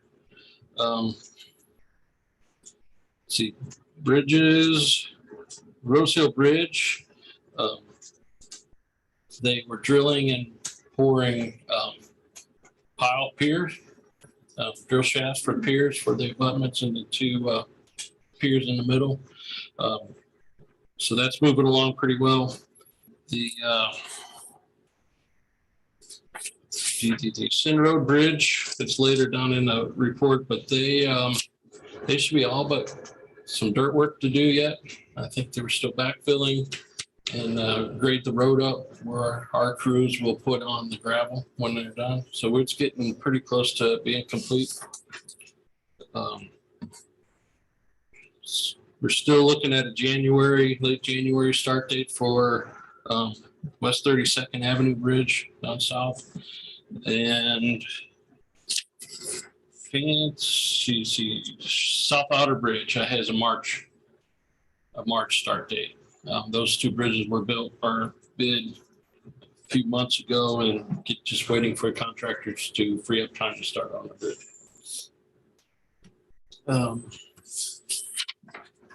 Had some discussions about the Fancy Creek Road Bridge. Still considered it's a historic bridge. We did get the approval to take the bridge and move it behind the guardrail, parallel to the road. We had to work through some kind of agreements or understanding with the Corps on who's going to maintain it. Extra right away that Corps initiated the historic review in their permitting, but then didn't want the bridge on their property. So we got them to take it. We're working on a little bit more easement for that to be set on there and some kind of understanding or mitigation report to the Corps and the historic on what kind of maintenance we would do on that bridge as it sits there and as it just sits. And they were I did it as kind of my feelings where we would do probably minimal maintenance on it. And it's just there. We would do what we needed more around it the best we could and try to keep people off of the bridge itself. So we're going to leave it set high enough to keep people off the best we can.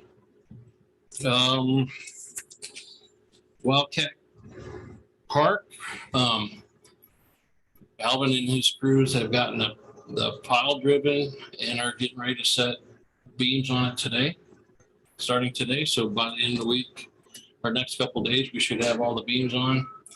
We are still waiting for some sheeting and decking to arrive, as well as rebar and some stuff. So once the beams are at, we might be waiting till the end of the month, first of the year, for the rest of the material to come in to finish that. But it's started and moving along pretty well.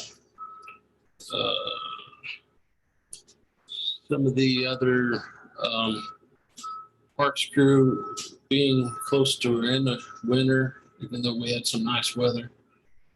Parks had done some watering on some fields where they just recently planted grass, trying to keep it running through the winter.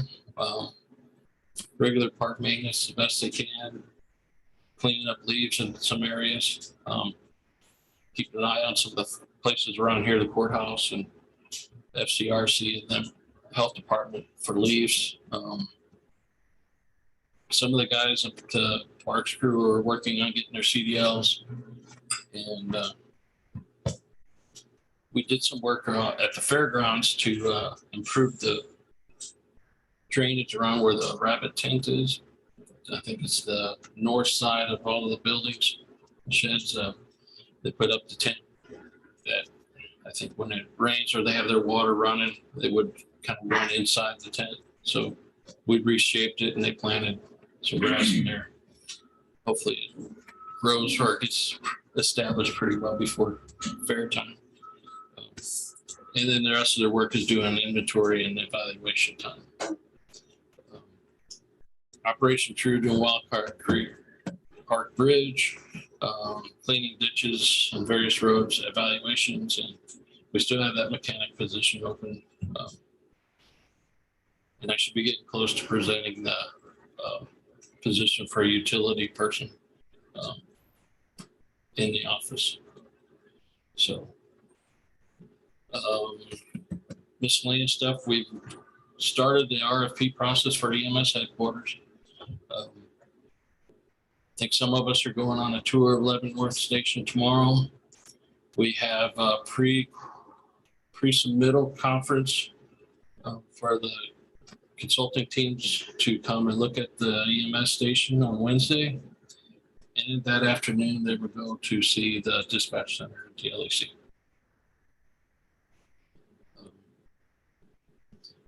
Hired Evan. He started, it's almost 2 weeks. Almost. And you're still here. He's Nice. still here. So I've not chased him off yet. And so far so good.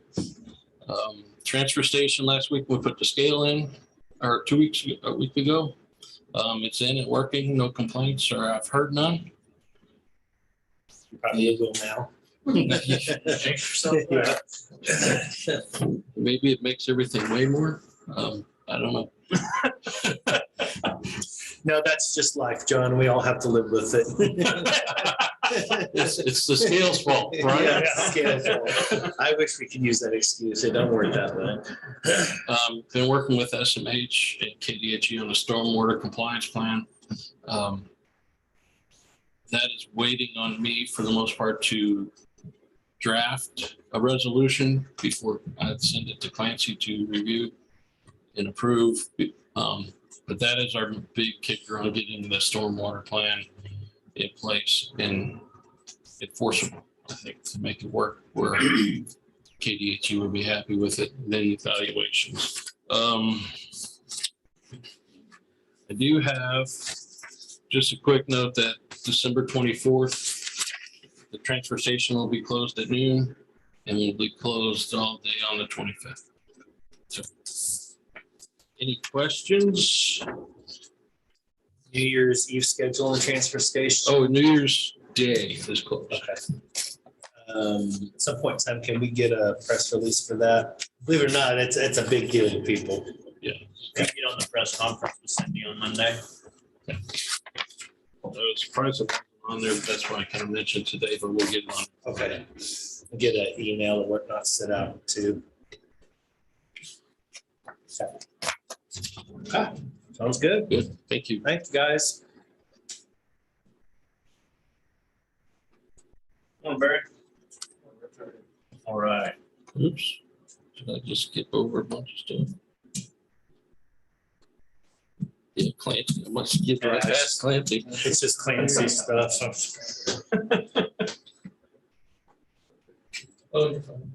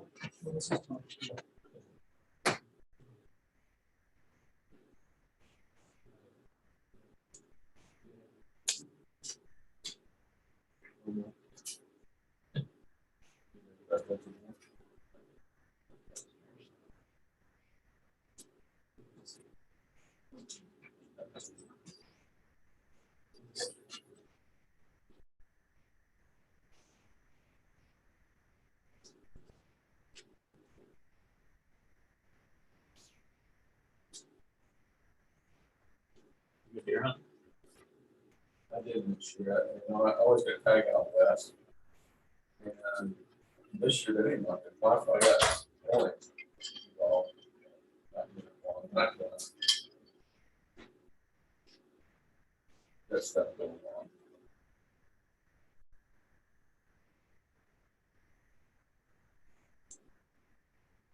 Next year I want to go home, take time off, go out. Really enjoy it, when I take Wednesday, Thursday, Friday, go out. Need to do that, because someday we won't be able to do that. I want to go out.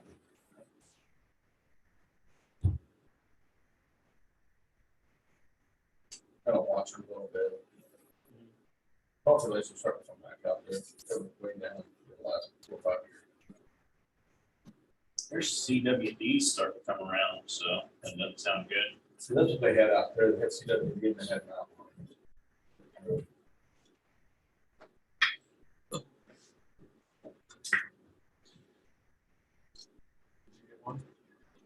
Got dough in the freezer, but I just archery.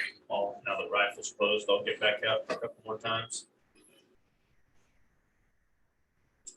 I haven't seen anything very good, luck-wise. My son's seen a couple, but I like walking. I work on bigger deers when you get about a half mile off the road. that's why I am. I gotta walk quite a ways back, 200 yards back in the woods, Walk for nobody else to walk. So they won't drive. Even better yet, where they don't have permission.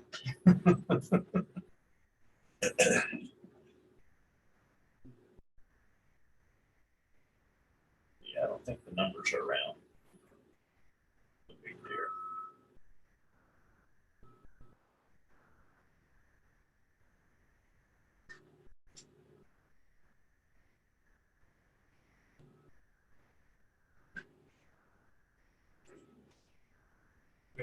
Look by the ones you dodge on the roads. Right. The raft, usually, the big ones come across all of them.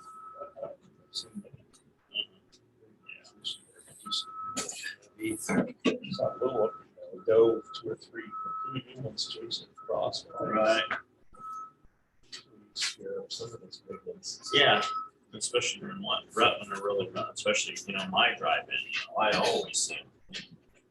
Haven't seen any. Keats Road. That's a good one. There's always, I've got 2. Have you got permit? No, I use a Nissan.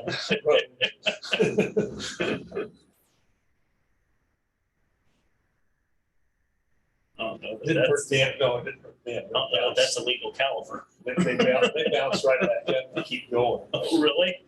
I've never. Last one I hit it. It's more fun. I pulled over and looked, the water's running out. Oh, hit the radio. It was the window washers. Oh, you got lucky. So it didn't hurt. Yeah, so I was able to drive it. Got lucky. Yeah. The first one saw the water going. Oh, Yeah, no doubt.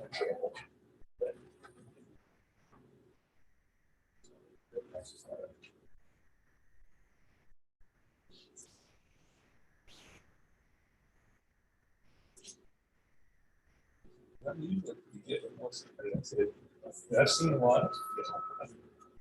It's when I'm driving the road, it's not, I'm watching the road. I know. Watching both sides. So you kind of.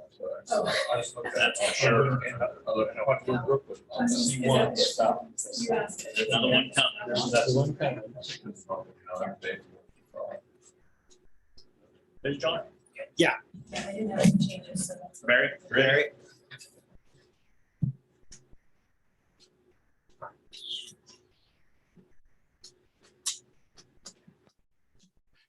Well, the accomplishments and goals of 2021, I think that what we want to do is kind of push forward. We did get some cases tried, 2020, with the courts shutting down. As far as trials go, I mean, we couldn't have jury trials. We couldn't bring 12 people in. We did manage beginning last June to start trying cases in this jurisdiction. Where well, we used to wear them to select jurors. And by the time it was all said and done, we got at least 9 cases tried, and we had one that got hung because of witness misbehavior, or didn't get hung, excuse me, was a mistrial. So we'll have to try that one again or start it again. But witness started saying things they weren't supposed to. But we got major cases pushed through. We're still behind. We went 14 months without trying any cases. And so it's really going forward from December through June. Yeah, we're going to be busy trying cases. And I think that's really will put us in pretty good shape by the time June gets here. Everybody survives it, and I think we will. But, otherwise, things are going pretty well. Last year, we hired 2 additional attorneys, and Jeremy Larchick, who retired from the United States Army, where he tried some pretty heavy stuff, terrorist cases. He retired. He joined us in June. Pawn Sunican joined our office in late June as well. She was Kansas Legal Services before that, and she has been in the community for a long period of time. And so we feel really good going forward with the attorneys that we have. We're filling some staff positions. And we've been working with HR. Elizabeth, we've kept her busy this year, she and Michelle. But we're getting those positions filled. And so hopefully, moving forward this next year, our goal is just to really, continue to make progress on this backlog of cases. We've got 3 murder cases that we want to try between now and the 1st of May. And that's some other sexual assault cases that will be tried as well as some kidnapping cases. But things go as planned, and we don't have any more unplanned shutdowns, and we should be good to go. And hopefully next year, by this time when I'm back, we'll have a lot of good news for you. But it's just the way of the world. So, but I will. It's not a long presentation, but I will stand for any questions.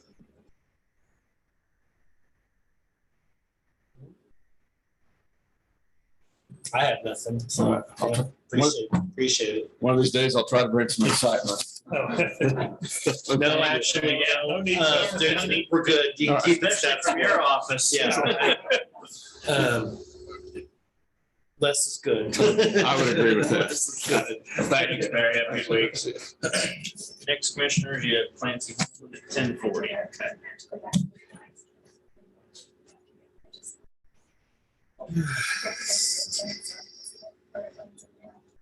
How long are you gonna want, Clancy? Take a look.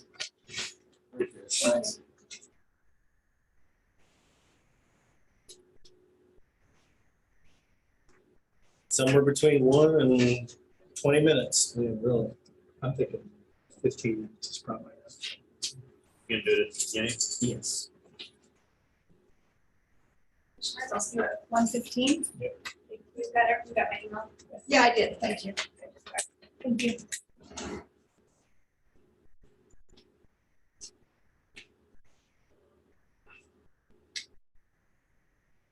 Do you have a copy of the motion for the executive sessions in the afternoon? I just want to double check. I've got it. You've got it? I got it.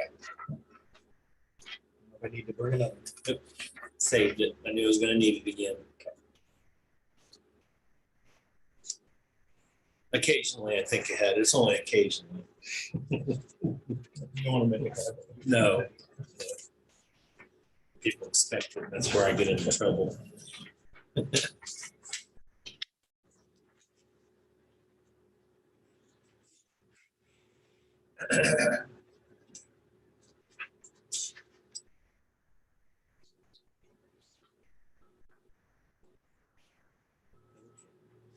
sure I know what this one's about.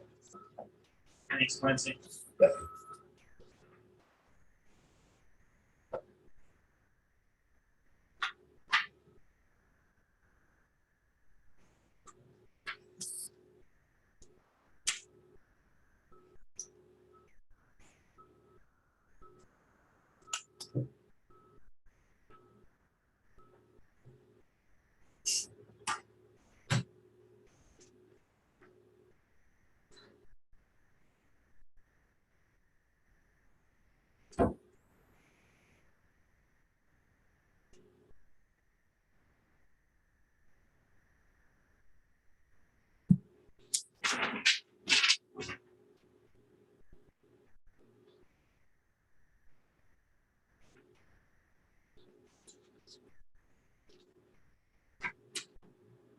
These things just typical.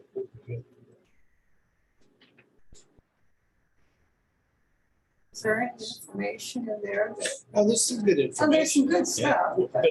But We can some of the get stuff that doesn't make sense, it says population is 73,200, which census, what, 72, but it says it's decreased by 4,000. That's for the Last region slide. though, so, they don't show just Broward County. The region itself. Right. Oh, it's going, Yeah, I think that's where, I looked at that too. oh, it's in the region, yeah, but 70.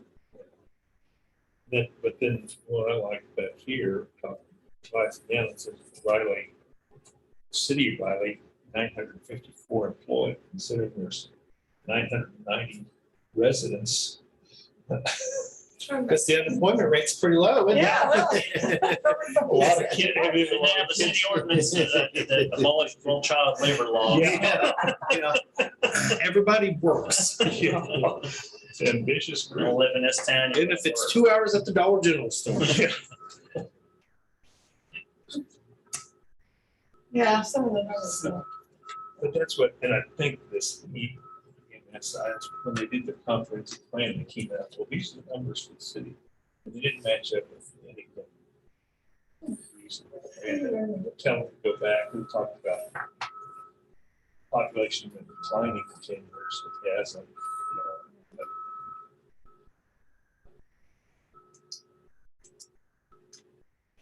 While you're in executive session, we go disable the beeper.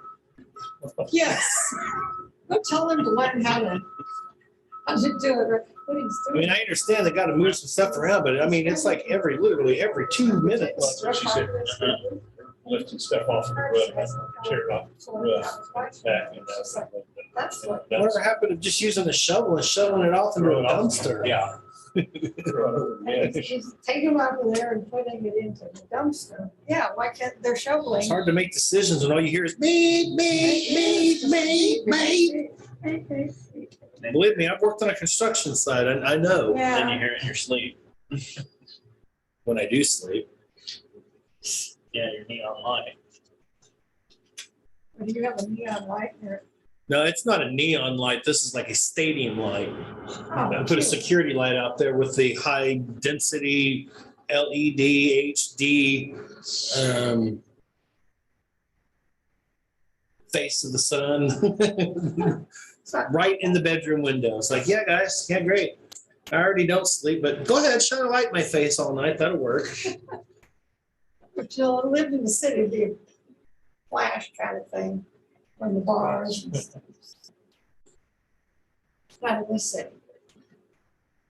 I don't know. After this weekend, we might be getting closer. When I was in college, I lived across the street from Kites upstairs. Oh. I never got. That's not those apartments. Yeah. We almost rented the space up above where the library was, and that was some other thing back in the day. And I got to thinking about that more, and I'm like, Yeah. there's gonna be some times where we're gonna want some peace and quiet, and we're never gonna get that. I mean, Well, the bars. I'm not like went out. this generation that wants to basically just be there, like to live off-site and have some peace and quiet once in a while too.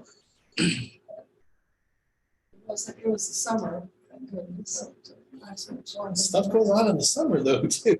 There is. Not quite as much, but Yeah. Right in between all the bars. Just like, and of course, it doesn't matter from what area you're from, it was always more than every place else because of where it's at.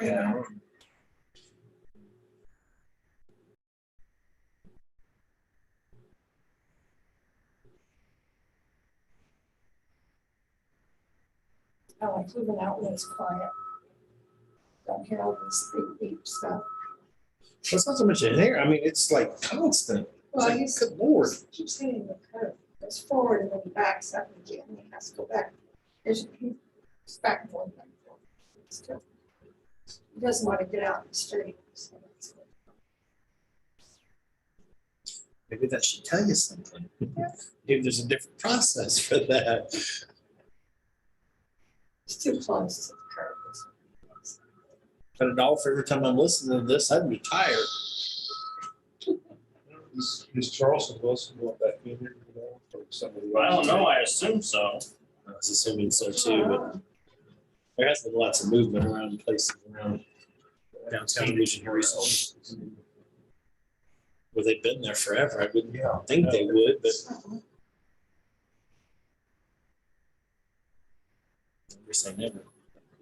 Well, let's be honest, because they've been there forever. That's big. They must not be remodeling to get more space, for sure. We make sure to leave that up, everybody. You didn't take it down, but we're gonna have two people on Zoom here. I'd like to be able to see them. I don't either.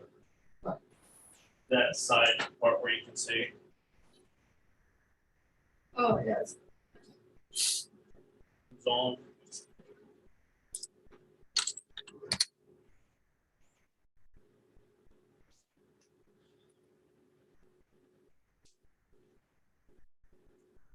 Every time you take that old projector apart and fix it, it's getting loud. That's not even as loud as it actually gets. It's still pretty loud though. Yeah, it is. Yeah, and the bowls might need to be replaced. Is that what it is? It's hot. Criticism caught fire. Interesting.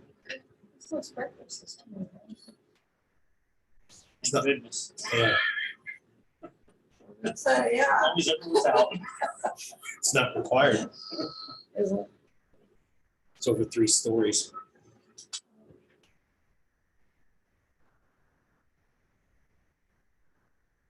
Wait, excuse me, it's over 2 stories.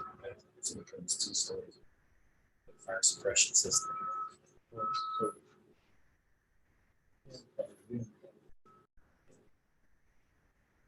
See, you can find change the code, start requiring. Oh.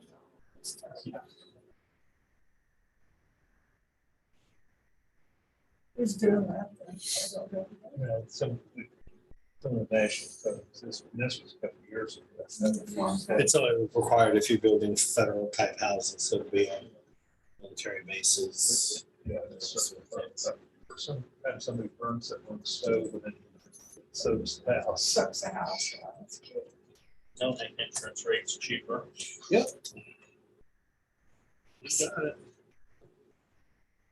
Don't worry, tornado pretty much guaranteed insurance payments roll up next year. Oh, yeah. It's a big one. That must have been a couple fronts coming together. So it was a massive heat front that came in rather quickly. It started kind of back in the Missouri area back there where there was still kind of. I think it was pushing from those warm days that we had, that strong wind that came through. So you gotta remember the upper atmosphere is What usually happens in the spring here, the cold hits the heat, and the heat is hitting the cold. went backwards, the cold hit the heat. Whichever it was. Well, usually it's the other way. It's cold this way hitting heat. It comes from the south, but it was reversed. When it happened at night, then that's the worst time Worst time. for ever to happen. So Oh, yeah. we are at 10:40. So Dissertation. dissertation. I got a dissertation. See that? Congratulations. They're You're getting welcome. longer, I think. I move the county commission, including Chairman Ford, Commissioner McKinley, and Commissioner Folke recess into executive session on pending litigation for the purpose of consultation with Nancy Holman, Riley County Counselor, attorney for the commission, which would be deemed privileged in the attorney-client relationship, an exception to the Kansas Open Meetings Act. The open meeting to resume in the county commission chamber at 10:55 a.m. Greg McHenry, County Appraiser, may be present to offer factual information. I'll second. It's been moved and seconded on the motion for executive session. All those in favor? Aye.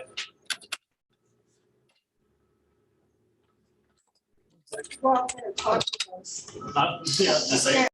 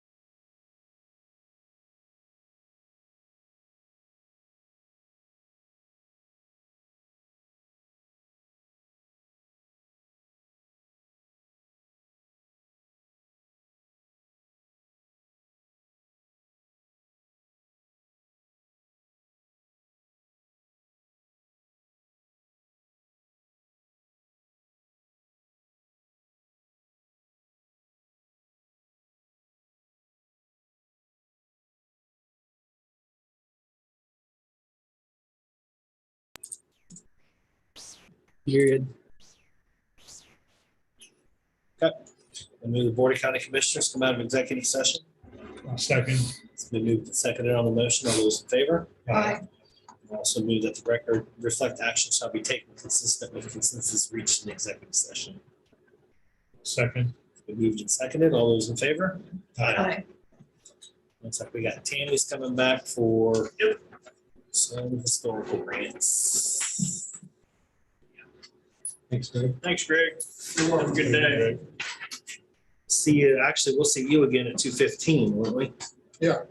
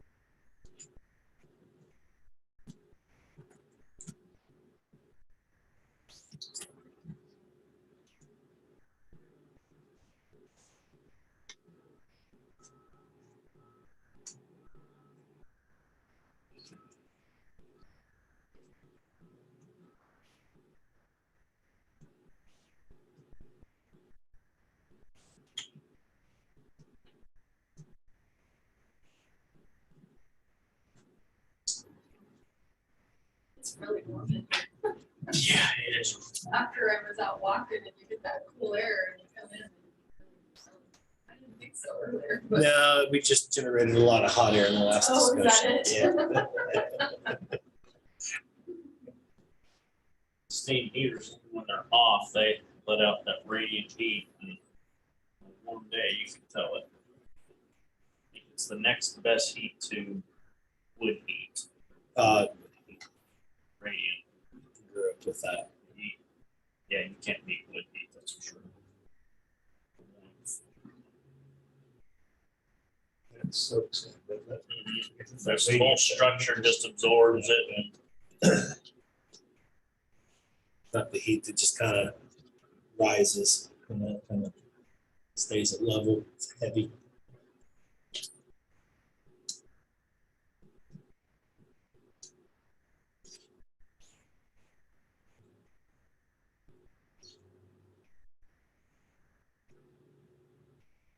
Kind of curious.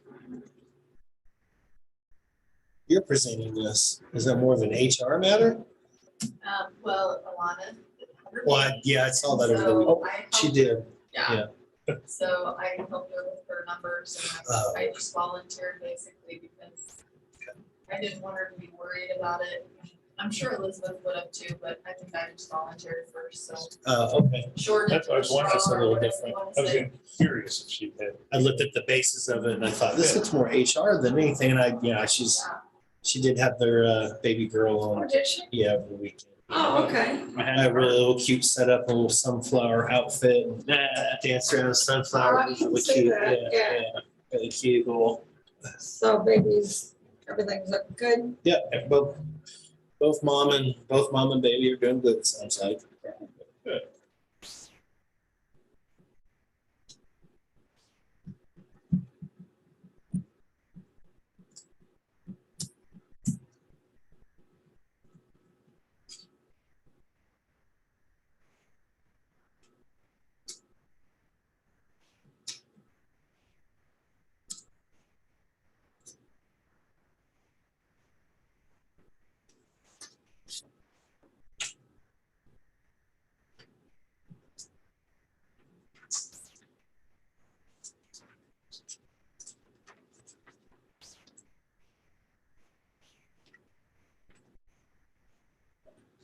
Okay, you're up, Tammy. Straightforward. Good morning again. Tammy Robinson here to present for Alana, the director at the museum. She did have her baby, so she's unable to be here today. This is both a budgetary and an HR matter. The budgetary part, again, is the grant that goes against the reimbursed credit of the expense. So since 2015, the Historical Society has been providing this grant to the museum to assist with the number of hours they need available by those museum assistants and as needed assistants. These museum assistants are there Tuesday through Friday, 8 hours a day, plus Saturday and Sunday, 3 hours a day during the hours the museum is open. The assistants greet the visitors, conduct tours, and assist with general questions from the public. They process the collections, they work on archival projects, and help with other museum duties. So with this, the museum would like to request Historical Society funds totaling $20,658.74. And that would be to cover these additional museum assistant and as needed hours in 2022. So currently Riley County funds 416 as needed hours.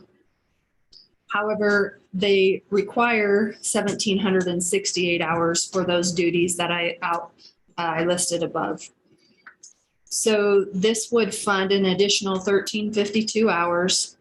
The estimated cost for that would be $16,345.07.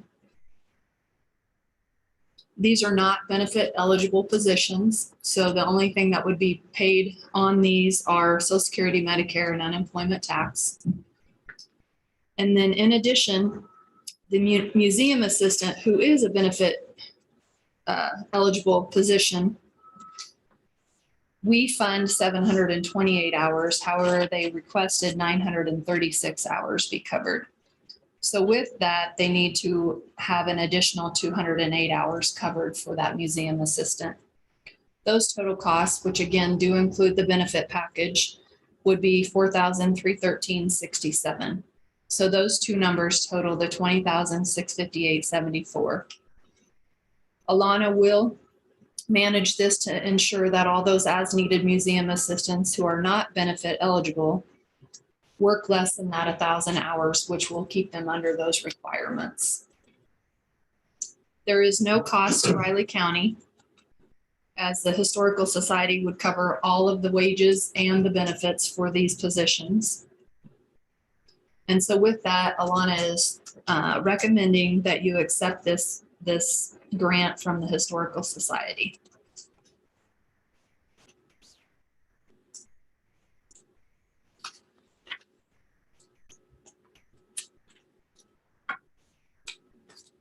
I would make a motion that Raleigh County accept the Raleigh County Historical Society grant of $20,658.74 to fund additional as needed and museum assistant hours of work in 2022.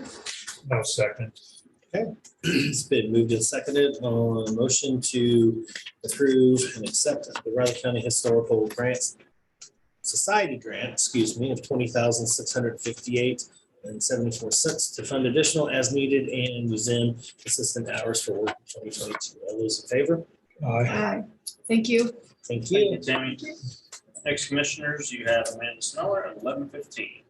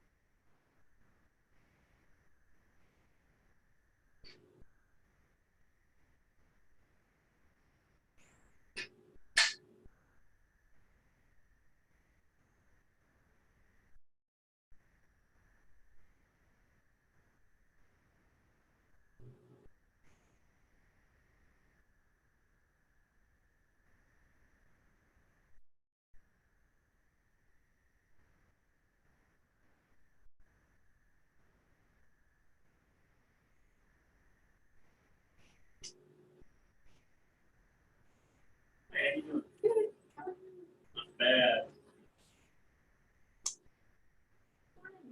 How are you? Just good.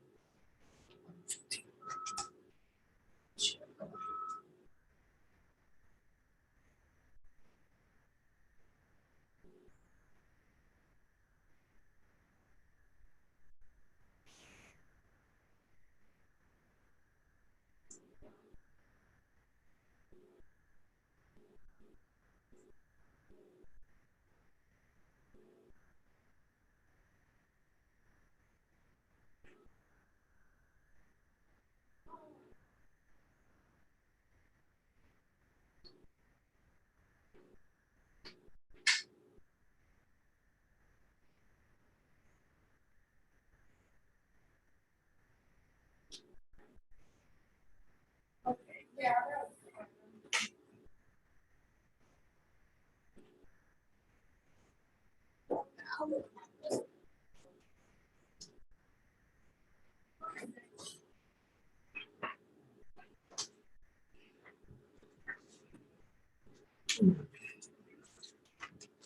seems like it's a long morning because it is a long morning. Yeah, it's Monday. That as well. It's my 7th favorite day of the week.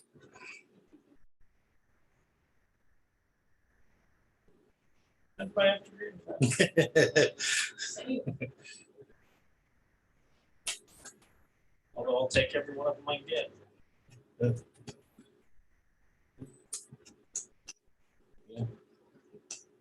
I guess there's not much of an alternative, is there? No, there is. Well, that's not much of an alternative. That was my point.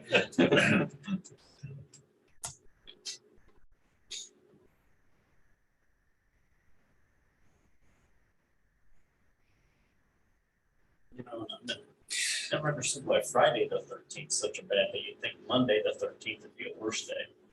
It usually is. For the longest time, Good Friday leading up to Easter was never a Good Friday for me. And actually, for a handful of years, their birthdays weren't a good day either. Grandfather passed away on my birthday. A friend had a car wreck and passed away the following day. 9/11 works into that equation. Many years ago, my stepmother's grandfather had a heart attack on my 8th or 9th birthday, and then, yeah, it's just never been good. I don't dread it quite as much anymore. I dread it for the obvious reasons much more now, but still.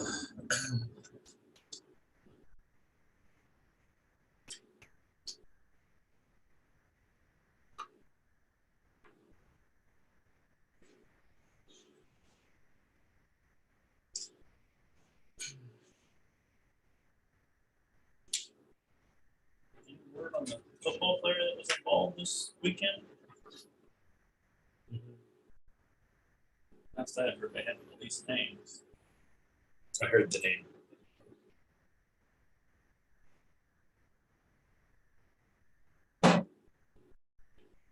I've heard 3 or 4 different stories with that, and I'm inclined to believe none of them are probably actually real.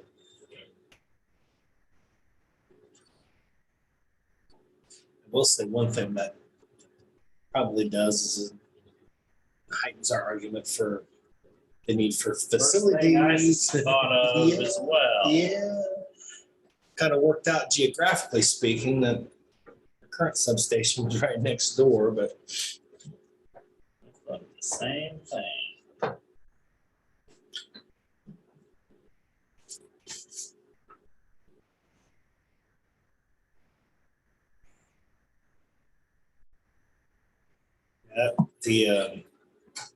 they sent out a notice on Everbridge for that. My phone went off. I thought, oh, but I saw Aggieville and I just thought, oh boy. What time of day was it? It was probably about, it was a little after 1:30, so I think it was well into the. They say nothing ever good happens after midnight. It used to be 2 a.m., but I think they moved the needle back. Midnight. Yeah, midnight. Generally pretty accurate. When I look, I'm always heard. Yeah. I think it has more to do with people than it does time, personally. But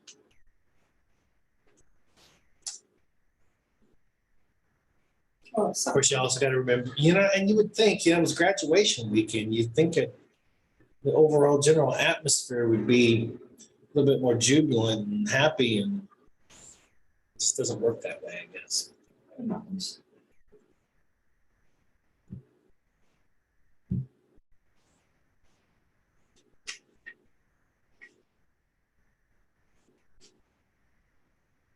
the 12 o'clock thing comes from having kids. Could be. Setting curfews and stuff. Could be.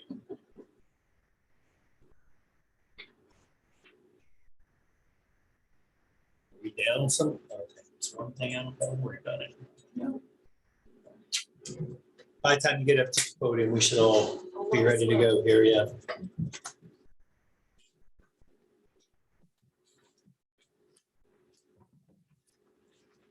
Alrighty, good morning, commissioners. Amanda Smeller, Planning Director.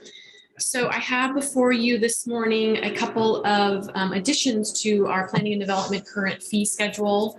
And these are to cover for a couple of licenses that we don't currently have a fee for. So our agritourism license, we've been doing for the last couple of years and just haven't assigned a fee to it just yet.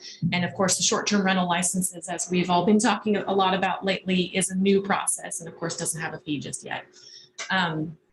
One of the things I do want to do, I had wanted to do it this year, but it'll have to be next year, is to open our entire fee schedule, our entire planning and development fee schedule to review and evaluate if things need to change. Most of the fees haven't been changed in quite a few years.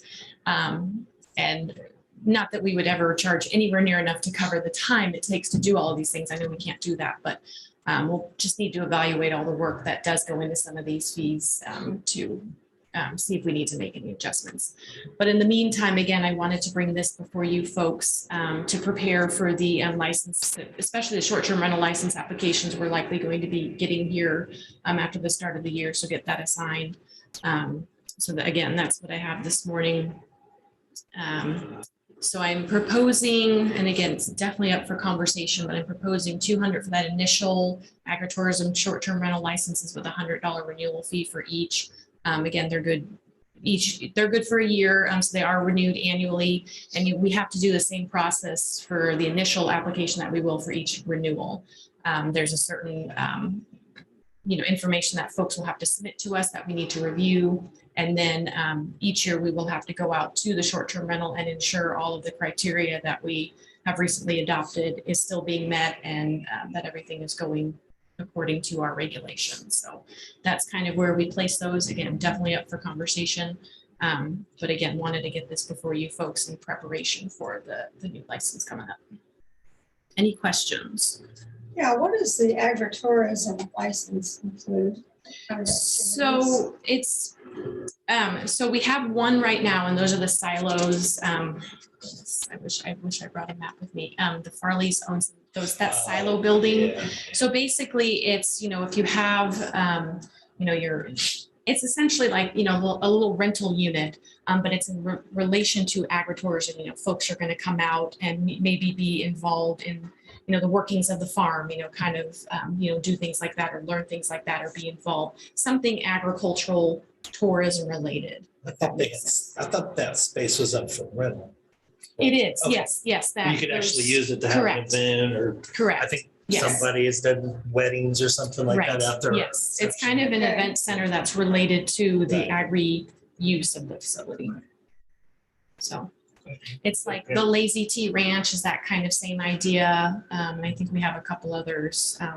That's that same idea where, again, people are going there to kind of learn the inner workings of the farm, maybe participate, maybe stay there in order to help with those sorts of things. So. And maybe I missed this, but I didn't know that we actually had terms and everything set up for short-term rentals. Am I wrong on that? So we don't currently. That's part of our new regulations that you folks Right. just adopted. That will be in effect January 1. Oh, okay. So we do have, again, as of January 1, we will have regulations as to what constitutes a short-term rental, what people have to do to, get it approved, all the different criteria. What happens, like with anything else, what happens if, they're not meeting the criteria, revocation, all of that sort of stuff. So we don't currently at this moment, but with the LDRs we adopted, that's part of it and will become effective on the 1st. And I remember in our conversation, you're going to get that out to everybody soon, if not already. We're working on it. Yeah. So Okay. we've got pretty much a license application in place. We're kind of using the agritourism one as our template because it's the same sort of idea. Gotcha. And then, yes, I've been working with Vivian and others to kind of get that word out there. And we've gotten lots of calls already with the articles that have been in the paper and K-Man. So definitely to be getting that word out there so people are aware that, yes, they will need to license these and here's what they'll need to do. So if somebody happens to miss that and it goes past January 1st, then what? Which in all reality, I mean, this is new regulations, that people aren't used to yet. We're giving everybody less than a month to try to. Right. I mean, So- we're probably not going to go out on January 2nd, be knocking on doors and, anything like that. I mean, we understand it's going to take a little bit of time for folks to become aware of this, to get everything in. I would just say in this particular instance to not charge late fees and stuff, at least for this year. Right, yeah, and we don't have late fees associated with it, Okay. but yeah, and we don't have that with any of our licenses, late fees with that, so yeah, no, completely that- agree. Both of the, and I guess both of these and all of our licensures, do they work on when they fill out the application and pay for it, or does it work on the yearly January 1st to December 31st? So, yes, so they're, all of our licenses are on that annual schedule, and they all, of course, have their own fees. I think most of our license fees right now just have the. So they're not, initial. let's say you open up an agritourism place in June 15th. So it's not prorated that first year for the rest of it? It's- Okay. Correct. So an agritourism would be a specific time frame, right, for a specific purpose, and the short-term rental is a different. No, so they're all open. So our agritourism licenses are an annual thing. It's Okay, so it's not like a special event. During the year. Right, Oh. exactly, yes. Most of those Yeah. places are basically staying open under Right. those guys, and then they just develop, do we want to have one event? Do we want to have Right. event 365 days a year, or open it up for the public to be able to use? I don't know, would Prairie Wood and Liquid Arts and all of those? would fall into- Those are different. So those aren't considered the agritourism. I think we license them or permit them a little bit differently than the agritourism. Again, that's more like the lazy tea and things like that, or the agritourism. Just So, the definitions, I suppose, and regulations of what yes, agritourism. yes, I think it's actually- actually, it didn't define by statute. yes, it is. Thank you. Mhm. Yeah, the state does kind of mandate a lot of this.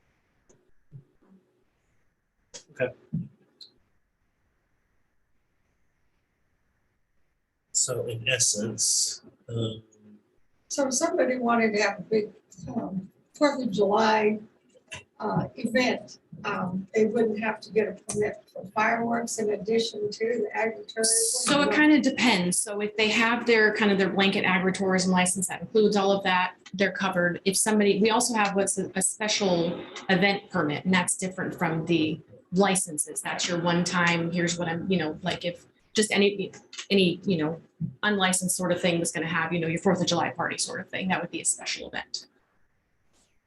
That was developed because we got word online that there was going to be a big concert of some kind in an area within the county.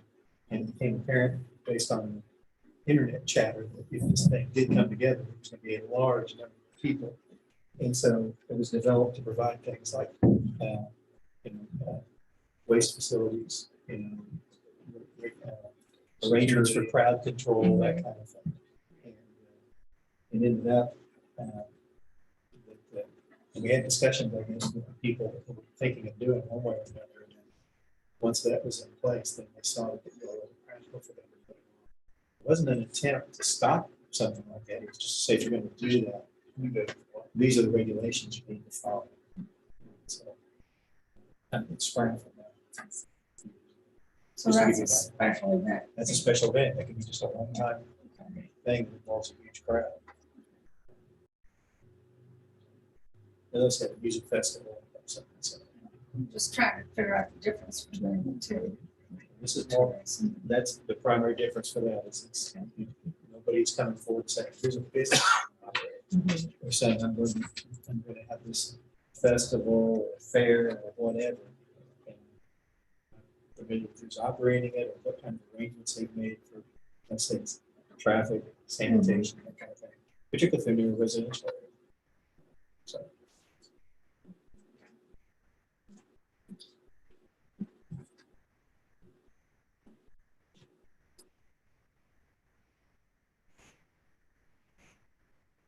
Any other questions I can answer?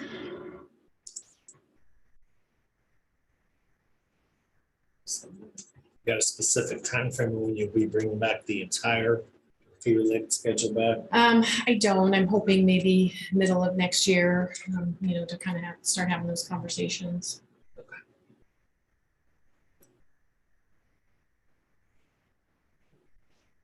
That requires a motion. Yeah. Ask any questions?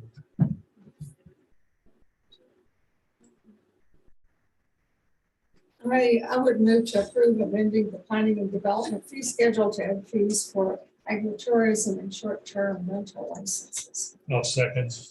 It's been moved and seconded to amend resolution 062719-20 fee schedule to add fees for short-term rental licensing and agritourism licensing. All those in favor? Aye. All three sign, please. Thank you so much. Thanks, man. Next commissioner, Kate Glasscock, Kelly Sunforth.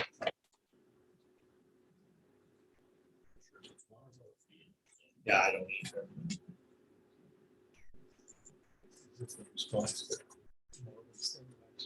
No, they actually emailed about a month or so ago. So this is in reference to everybody. They're just trying to get information out about what freedom is, freedom frontier. Well, it's already in place. That's not the one people get notices about following. But it's unfortunate it's been looped together with it, and because it has, there's some places that could potentially do something that's very, very positive and very, very beneficial that, well, kind of at the moment cannot.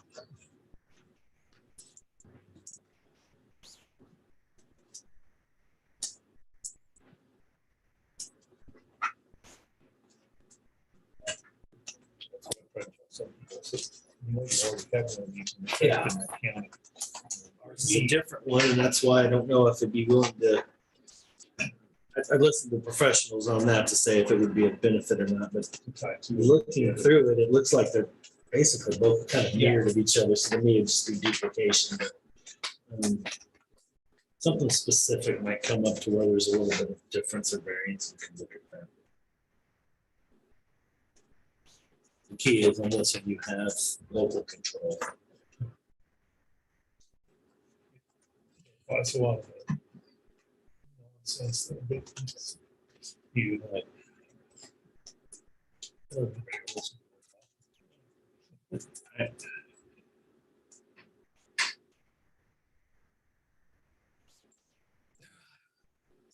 So many different variables.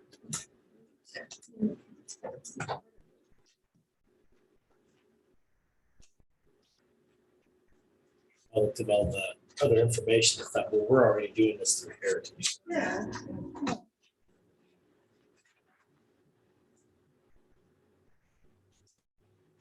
By us not doing anything at all with any of it, everybody's not out of good things that makes us in favor of that stuff. Can create that impression for some. I told them if the 30 initiative, because all those places are gonna have to come back and revisit and do something different anyways. Counties just can't create resolutions based off of nothing. I mean, you can, but we're gonna have to come back and actually do something with the resolution, so it's really not anything at this point in time.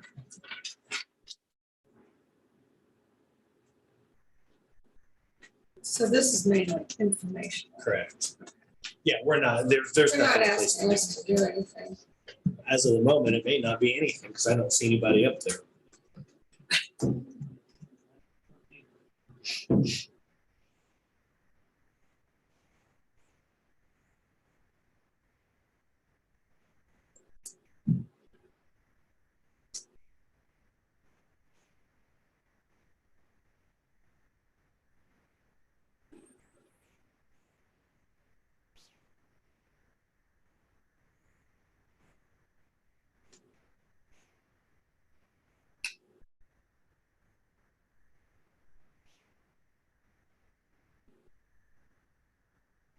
Okay, I see one person hopping on.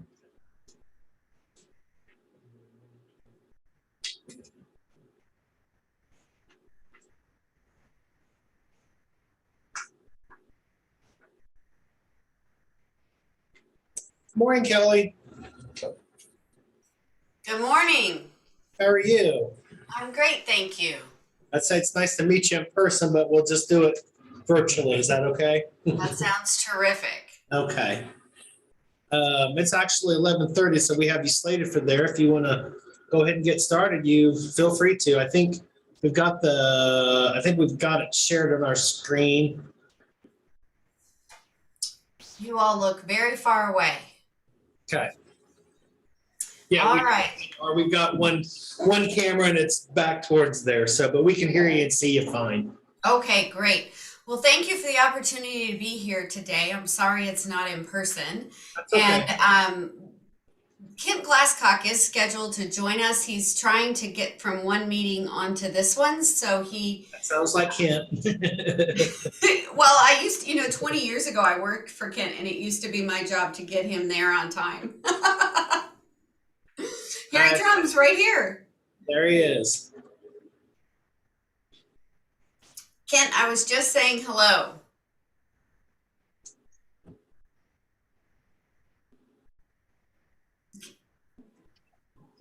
Kelly? Yes, I was just saying hello to them and saying that you were going to be joining us. So I haven't gotten very far if you want to start. You can, you can go ahead, Kelly. Okay, great. Well, I know that this National Heritage Area issue has come around to you all in the past year. And I know you're familiar with it. We are checking in. I work with the Freedom's Frontier National Heritage Area, and I've been both on their board and I'm now staff. I'm also a historian. I did my PhD at K-State, so I know your community very well. And we wanted to just touch base with you so that you would understand for sure how Freedom's Frontier is organized. There's been quite a bit of misinformation that's been going out, and we just wanted to be sure that you all had the correct information about our heritage area. Every heritage area is a little bit different, and so the critiques that you may have heard about heritage areas to date do not apply to us, and we're realizing that we need to reach out to all of our counties and make sure that they have the background. So do you all have a packet that was provided to you? A set of information? Yep. Great. Well, I think you all probably know that National Heritage Areas, they were actually started in 1984 by Ronald Reagan. They were started as a Republican alternative to national parks.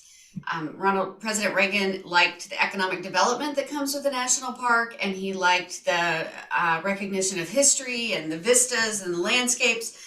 But like many of us in agricultural areas, we are not as wild about having private property exchange hands.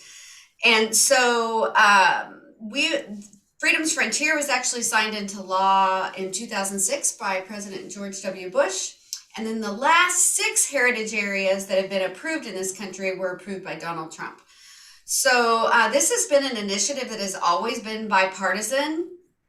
And in Kansas, when we were established 15 years ago, we were established in close conversation with all of the various localities who are members, which is you all, of course, as well as the agricultural community. We worked with Farm Bureau, Senator Roberts, all of those familiar names with regard to agriculture and agriculture policy here in Kansas and also in Missouri.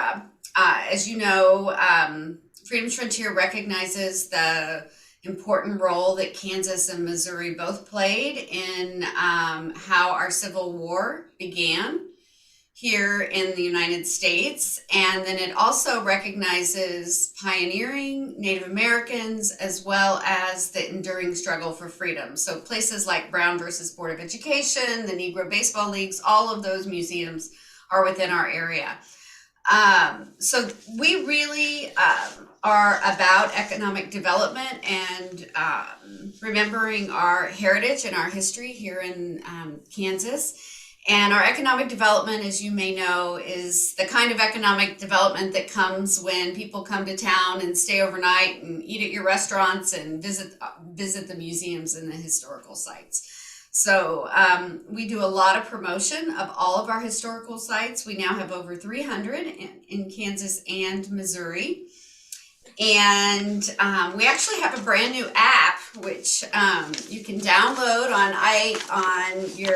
in any app store, which allows you to sort of touch the county that you're driving through to see what might be there, and also allows you to take tours on different topics. We're excited. We're about ready to start a new tour that's going to be Outlaws, because we have Jesse James, Wyatt Earp, the Dalton Gang, and Bonnie and Clyde. So we're excited about that one coming up. So the in your packet should be a couple of pages back. There's a letter on or a statement on some Freedom's Frontier letterhead. And we just wanted to clarify that Freedom's Frontier has been here for 15 years. We're not a part of the 30 by 30 initiative that you may have been hearing about. That initiative was launched at the same time that the North Central Kansas and South Central Nebraska Heritage Act launched. And those two issues were, I think, in a lot of ways conflated. And I just wanted to provide to you the actual private property protections that are in our statutory authority. So those clips that you have on that letter are specifically the statute that President Bush signed to create us. And that's also the language that we would have going forward. And it specifically has large sections that say we can't interfere with private property rights. We can't interfere with any sort of water rights, local law, county law, zoning, state law, federal law. You can tell that agriculture had a hand in this when we developed Freedom's Frontier in the first place, because it is so careful in the way it's constructed. And I haven't yet found a concern about private property rights that we haven't already taken care of in our authorizing statute. And then Kent Glasscock is a former board member for ours. He was our treasurer for about 5 years, if I remember correctly. And so he and I just wanted to be sure you all had the correct information. We'd be happy to take any questions. I know that Riley County ended up in both the proposed National Heritage Area as well as ours. So you've probably seen a little bit more of this than some of our other counties.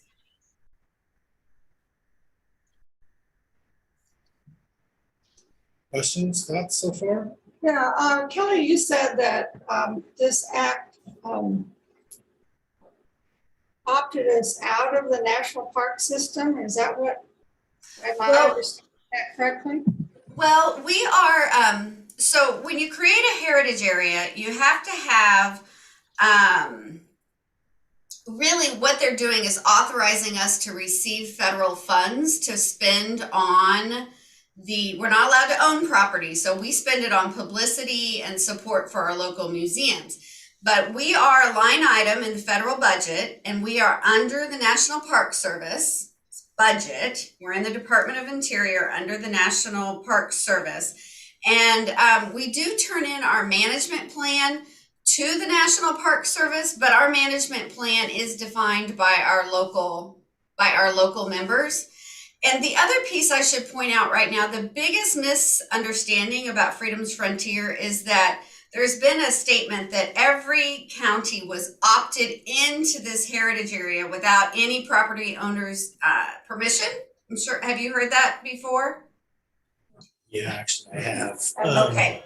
And yeah, it's not accurate. The boundary that you see around our counties is the region that is historically significant for the nation. So the border area between Kansas and Missouri, that's historically significant.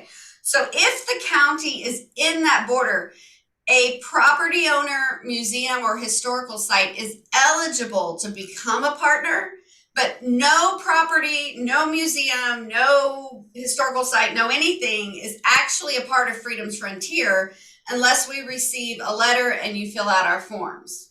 And then if you were to opt in, which is totally the property owner's choice as to whether or not they opt into our program, if you were to opt in, you can always opt right back out. So the property owner in Freedom's Frontier is in the driver's seat. And this idea that a county has already been put in is not correct. The only things that are in terms of Riley County are your museum and some of your historical properties there. Nothing else is. And so it's been very confusing for a lot of people because they were told they were put in, but they were not ever put in unless they've actually asked to be a partner. I might also follow on Kelly, Commissioner. The we are under the National Park Service, but we are not a national park. The national parks are federally owned land, and all of this is the self-selection into Freedom's Frontier is, as Kelly said, voluntary. Freedom's Frontier owns no land at all. Refresh my memory, Kent or Kelly, even on that, you still have to go through certain designations and certain processes, usually through the state and then federally, or maybe there's a separate, both of those to even do that, correct? Well, correct. I mean, you have to, as Kelly noted, Reagan started, then, Bush did ours, signed ours into law, and Trump signed, I think, 5 other heritage areas into law. It takes federal action to create one, and it is a significant endeavor, Commissioner, to create a heritage area, and it literally takes an act of Congress. Right. So we actually have a lot of counties that have asked to join us, and we can't simply take them because as a historically significant area, Congress has to decide they're historically significant. So we have about 9 counties that have been asking to join. Ironically, one of those counties is Lyon County, which you might recognize as being one of the places where some of this information about heritage areas is coming from. But they have requested to join as part of it. And those, what happens is those requests go to Congress, and then Congress decides whether or not they would join. But in terms of the actual partners, the place would have to ask. So for instance, in Riley County, you all have 7 partners, and it's the Flint Hills Discovery Center, the Goodnow House State Historic Site, the Kistler Beach Museum of Art, the Riley County Genealogical Society, the Riley County Historical Museum, Visit Manhattan, and the Wonder Workshop Children's Museum. So those particular entities will be on our app in all of our promotional materials. And that actually is the one place where the national parks, they do include our lists in their various promotions as well. So what happens is we get a lot of traffic that would not ever come to places in Kansas or Missouri otherwise. An example might be, we recently had a couple who came in from Cleveland, and they were coming to go to Western Kansas. They were driving west, decided on a lark to go to Brown versus Board of Education, got the information about Freedom's Frontier, went over to the Shawnee County Museum, because he was really interested in trains. They did that. They got interested in the Civil War. They went backwards. They went back east. They did Lawrence for Quantrill's Raid. They went across the state line and did Osceola, where the burning of Osceola was before Quantrill's Raid. They went down to Nevada, stopped in a museum there, went over to Fort Scott, and then continued their trip. So that's the kind of economic development we do. That couple ended up staying 2, extra nights, eating, filling up their gas tank multiple times. That's the kind of economic development that we provide to the entire region. But you have to be a specific opted-in property or historic site to be a part of us. Okay. That's good information to know. I had a question. The same rules, though, would apply to any other, specifically this Kansas, Nebraska one that I've gotten stacks and stacks of paper about. The deal about they can't own property, they can't take property rights, water rights. All those rules apply to all of them. Is that correct? Well, actually, every national heritage area has a different statute. And our statute is actually considered to be the model for bipartisan support because it does take such good care of property ownership. So the Kansas-Nebraska one never got far enough along, as far as I can tell, to put in their specific statute recommendation. I will tell you, though, that there is a reauthorization going on in Congress right now. And there is one bill, it's Senate Bill 1942. And the exciting part about that bill is it says that, at least I think it's exciting, is that bill says that every heritage area in the country has to play by the same rules. And those same rules are to have the same private property protections that Freedom's Frontier has.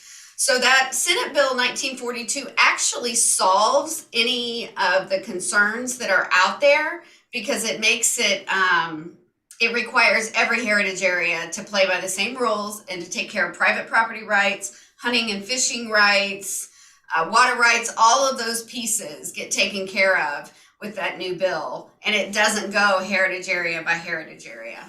So I think Commissioner, this is Ken again. I think you point exactly to the right spot. And as Kelly mentioned earlier, when we established our Freedom's Frontier Heritage Area, we worked with all parties.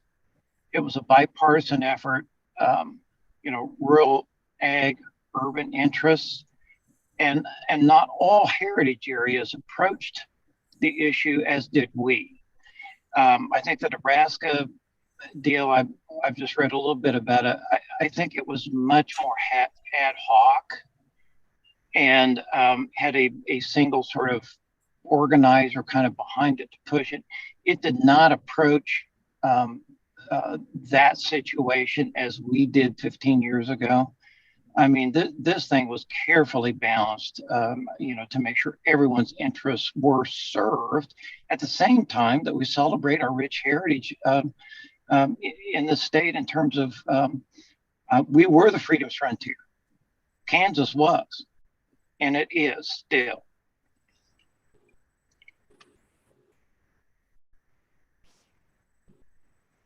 But does that have any effect? Because, like, say, for some reason we're being included in that Nebraska, Kansas one. But I can't remember now what the title of it is. I don't know the history of why you all are in both. I don't understand. I don't know why they put you in that second one. Well, I mean, it would take action on your part to be included. That's true. You would have to request it, and then it would have to be passed through Congress. Yeah. I mean, I think what they did. I think what they did, Commissioner, is just draw a map.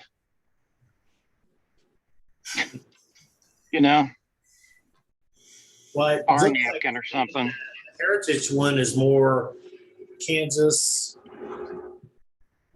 Looked like to me it was more Kansas and maybe a very, get my geographic up, western parts of northwest Missouri, and then the second one here is Nebraska and Kansas, and it's 60-something counties, 40-something counties from Kansas, and boy, drawing those circles and then drawing circles within it where they all touch. But I look at this one and think that maybe outside of statutes or something, it's basically what we're trying to get out of. It's basically about the same as what we have already. So unless there was something that changed in here that gave us some freedom and flexibility for some type of new economic development adventure, I don't know that we need to enter into this one necessarily, but I do like where we're at, and I do like the fact that we do have local control, local set of bylaws, and a lot of the people that property is being used is actually on those boards. So I mean, it really gets right down to specifics on that. It isn't really even being operated by any local unit of government necessarily. It's being kind of managed by those that have the most at stake and the most vested interest. I agree. I agree too. And, I always, usually I start by saying, but I didn't today, but I usually start by saying that I really understand why people have asked their county commissions to look into this so thoroughly. And because private property rights are important in agricultural areas, and I certainly understand that because my family's farm is under a lake in southwestern Missouri. That whole process inspired my father to go into agricultural land use law, to make a long story short. So it was something that I took a look at early on before I became involved with the group, because I certainly wouldn't, well, I'm pretty sure I wouldn't be able to go to Thanksgiving or Christmas ever again if I was joining something that was abridging private property rights. But I do want everyone to know that I understand why it causes such emotion, because so much of this land has such a history in Kansas. And I think if you go through our board members and our former board members, you'll find that we have property owners with significant land holdings that have gone back in their families for 100+ years. And of course, if they were, they would not be a part of Freedom's Frontier in our board if they were concerned about those things. So, and when we did start, we started with conversations in every county. If your county has gone back and looked for your resolution joining, you won't find one because the whole county didn't join. It would have just been the specific location. But you can usually find some newspaper articles and some discussion about the economic development being useful to the county. So, so that's that history. But we don't have any county that we didn't involve at the very beginning. And a lot of the involvement was through the economic development people in your chambers. But they also did a lot of work with the area historical agencies as well as local and county government, city and county government.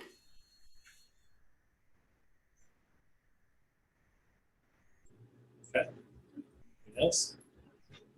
Okay, good conversation. I've actually learned a couple of things I didn't know, so well worth the time. Thank you very much, Mr. Chairman, members of the commission. We appreciate your time.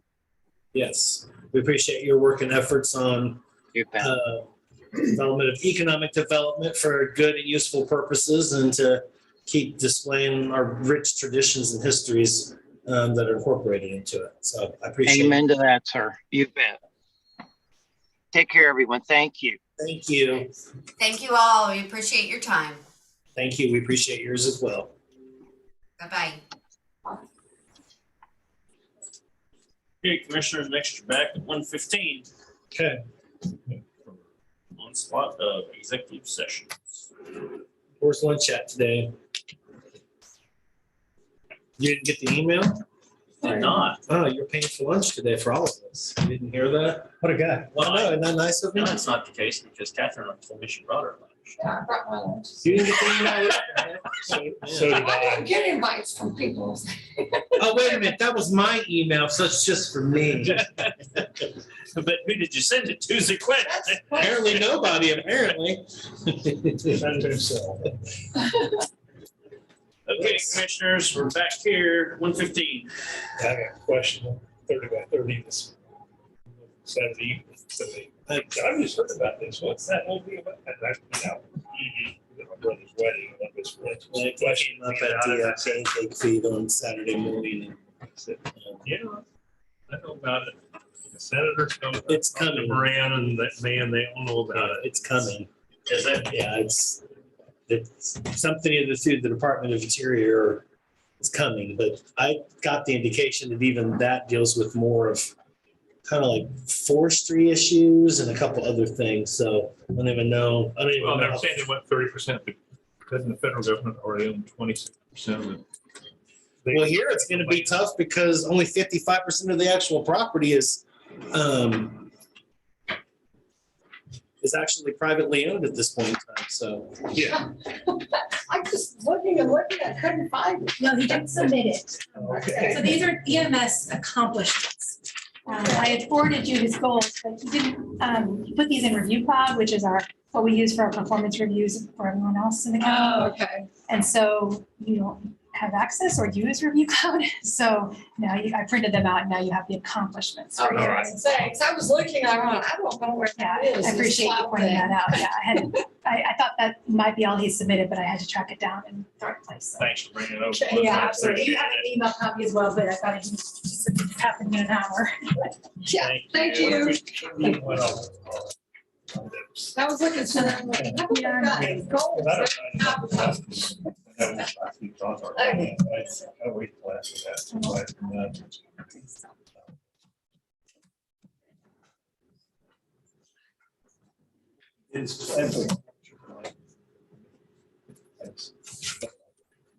I'll get some change.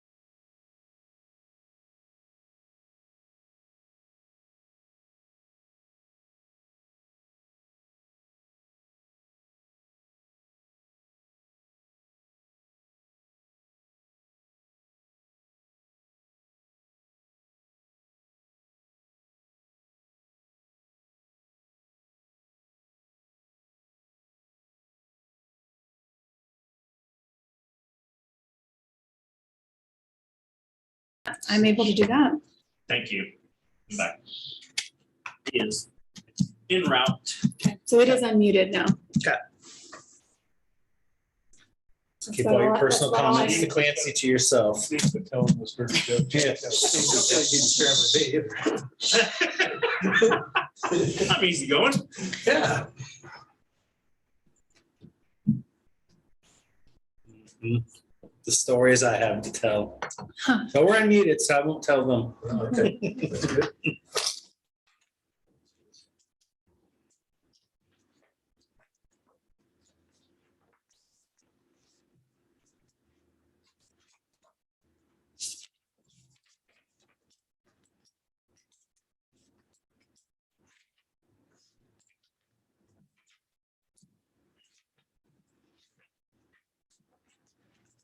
All right, everyone. Sorry, I got us unmuted, but I don't know what processes for executive sessions to. approve it? No, they haven't made the motion. Okay, well then. But we're unmuted to do that, so, okay. All right, so I'll go ahead and move it to County Commission, including Chairman Ford, Commissioner McKinley, and Commissioner Cokie recess into executive session on the purpose of discussing a performance matter of non-elected personnel, exemption to the Kansas Open Meetings Act, and to protect the privacy of the employee, the open meeting to resume in the County Commission chamber at 1:45 PM. Elizabeth Ward, Human Resource Manager, will be present to offer factual information. A second. Been moved and seconded. All those in favor? Aye. Aye.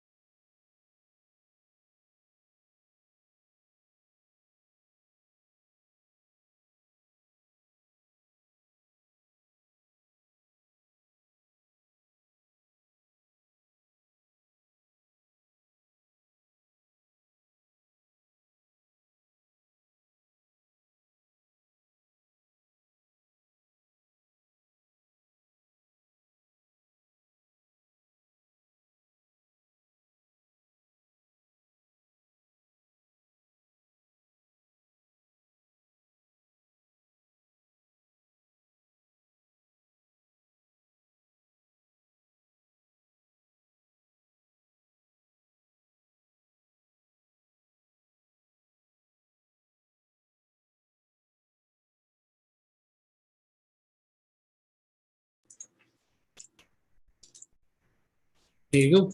Okay. I'll move the Board of County Commissioners come out of executive session. One second. It's been moved and seconded on the motion. All those in favor? Aye. I'll then also move that the record reflect no binding action was taken during the executive session. I'll second. Been moved and seconded. All those in favor? Aye. Okay, here we go again. I move the county commission, including Chairman Ford, Commissioner McKinley, and Commissioner Foki recess into executive session on the purpose of discussion and performance matter of non-elected personnel, an exception to the Kansas Open Meetings Act, and to protect the privacy of the employee. The open meeting to resume in the county commission chamber at 2:15 PM. Elizabeth Ward, Human Resource Manager, will be present to offer factual information. I'll second. It's been moved and seconded. All those in favor? Aye. Aye.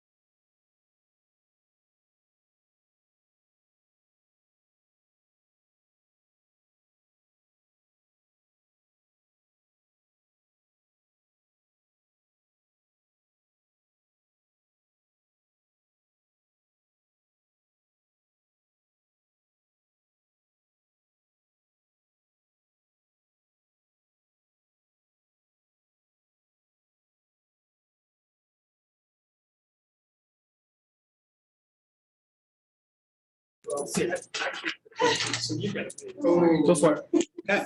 Move the Board of County Commissioners come out of executive session. I'll second. It's been moved and seconded on that motion. All those in favor? Aye. Okay. I'll also move that the record reflect no binding action was taken during the executive session. I'll second. Been moved and seconded. All those in favor? Aye. For the very last Very last time. time. I should have this memorized. I should be able to flip it and, you know. Should be like the test for the very last one. Right. You gotta have it memorized. No, I don't. I don't even know who I'm serving with at this point. I move the county commission, including Chairman Ford, Commissioner McKinley, and Commissioner Folke recess into executive session on the purpose of discussing a performance matter of non-elected personnel, an exception to the Kansas Open Meetings Act, and to protect the privacy of the employee. The open meeting to resume in the county commission chamber at 2:45 PM. Elizabeth Ward, Human Resource Manager, will be present to offer information. I'll second. Been moved and seconded. All those in favor? Aye.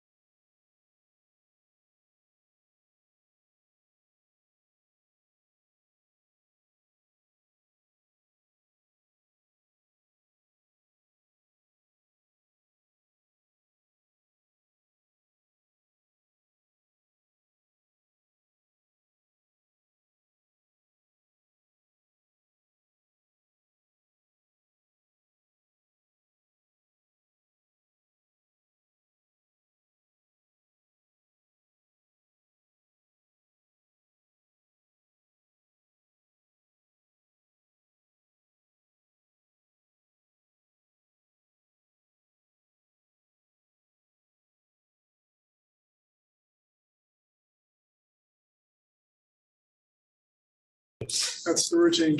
You're alive, sir. Okay. I'll go ahead and move that the Board of County Commissioners come out of executive session. Second. It's been moved and seconded on that motion. All those in favor? Aye. I'll also move that the record reflects no binding action was taken during the executive session. Second. It's been moved and seconded. All those in favor? Aye. Aye. That's all the motions for executive session for the Like day. that? That's yours. Okay, you're gonna keep yours. Yeah, I'm still working. I get mine, Actually, we do get through. fill it out. Yeah. That's what's gonna But be. There's some that are missing, so I don't know where they are.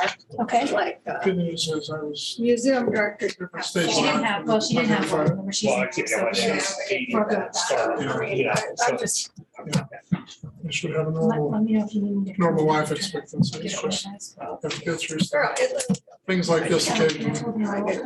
Hopefully another 5 years. You've got a little time, but I would recommend putting it off. Thank you. Yeah, well, Back burner, I'm you know, too, everything so- on the back burner, so yeah, I'm gonna be on too, so I want to get done before they. that'd be great.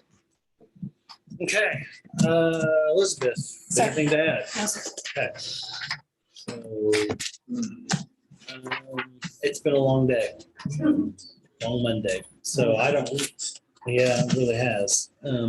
I can officially say from a personal perspective, I'm caught up. It's taken me the back half of the year, and a couple of surprises in between there to get there, but work's kind of in flux right now because of parts that we can't get, so it's allowed me some time to catch up, so. I don't have anything else today. I don't know if anybody else does. No soapboxes, no heads up, no nothing, so. Okay, Rich, you have anything? Do not. Okay, so if that's the case, I'd be more than glad to take a motion to adjourn. Motion to adjourn. I would second that. It's been moved and seconded on adjournment of the December 13th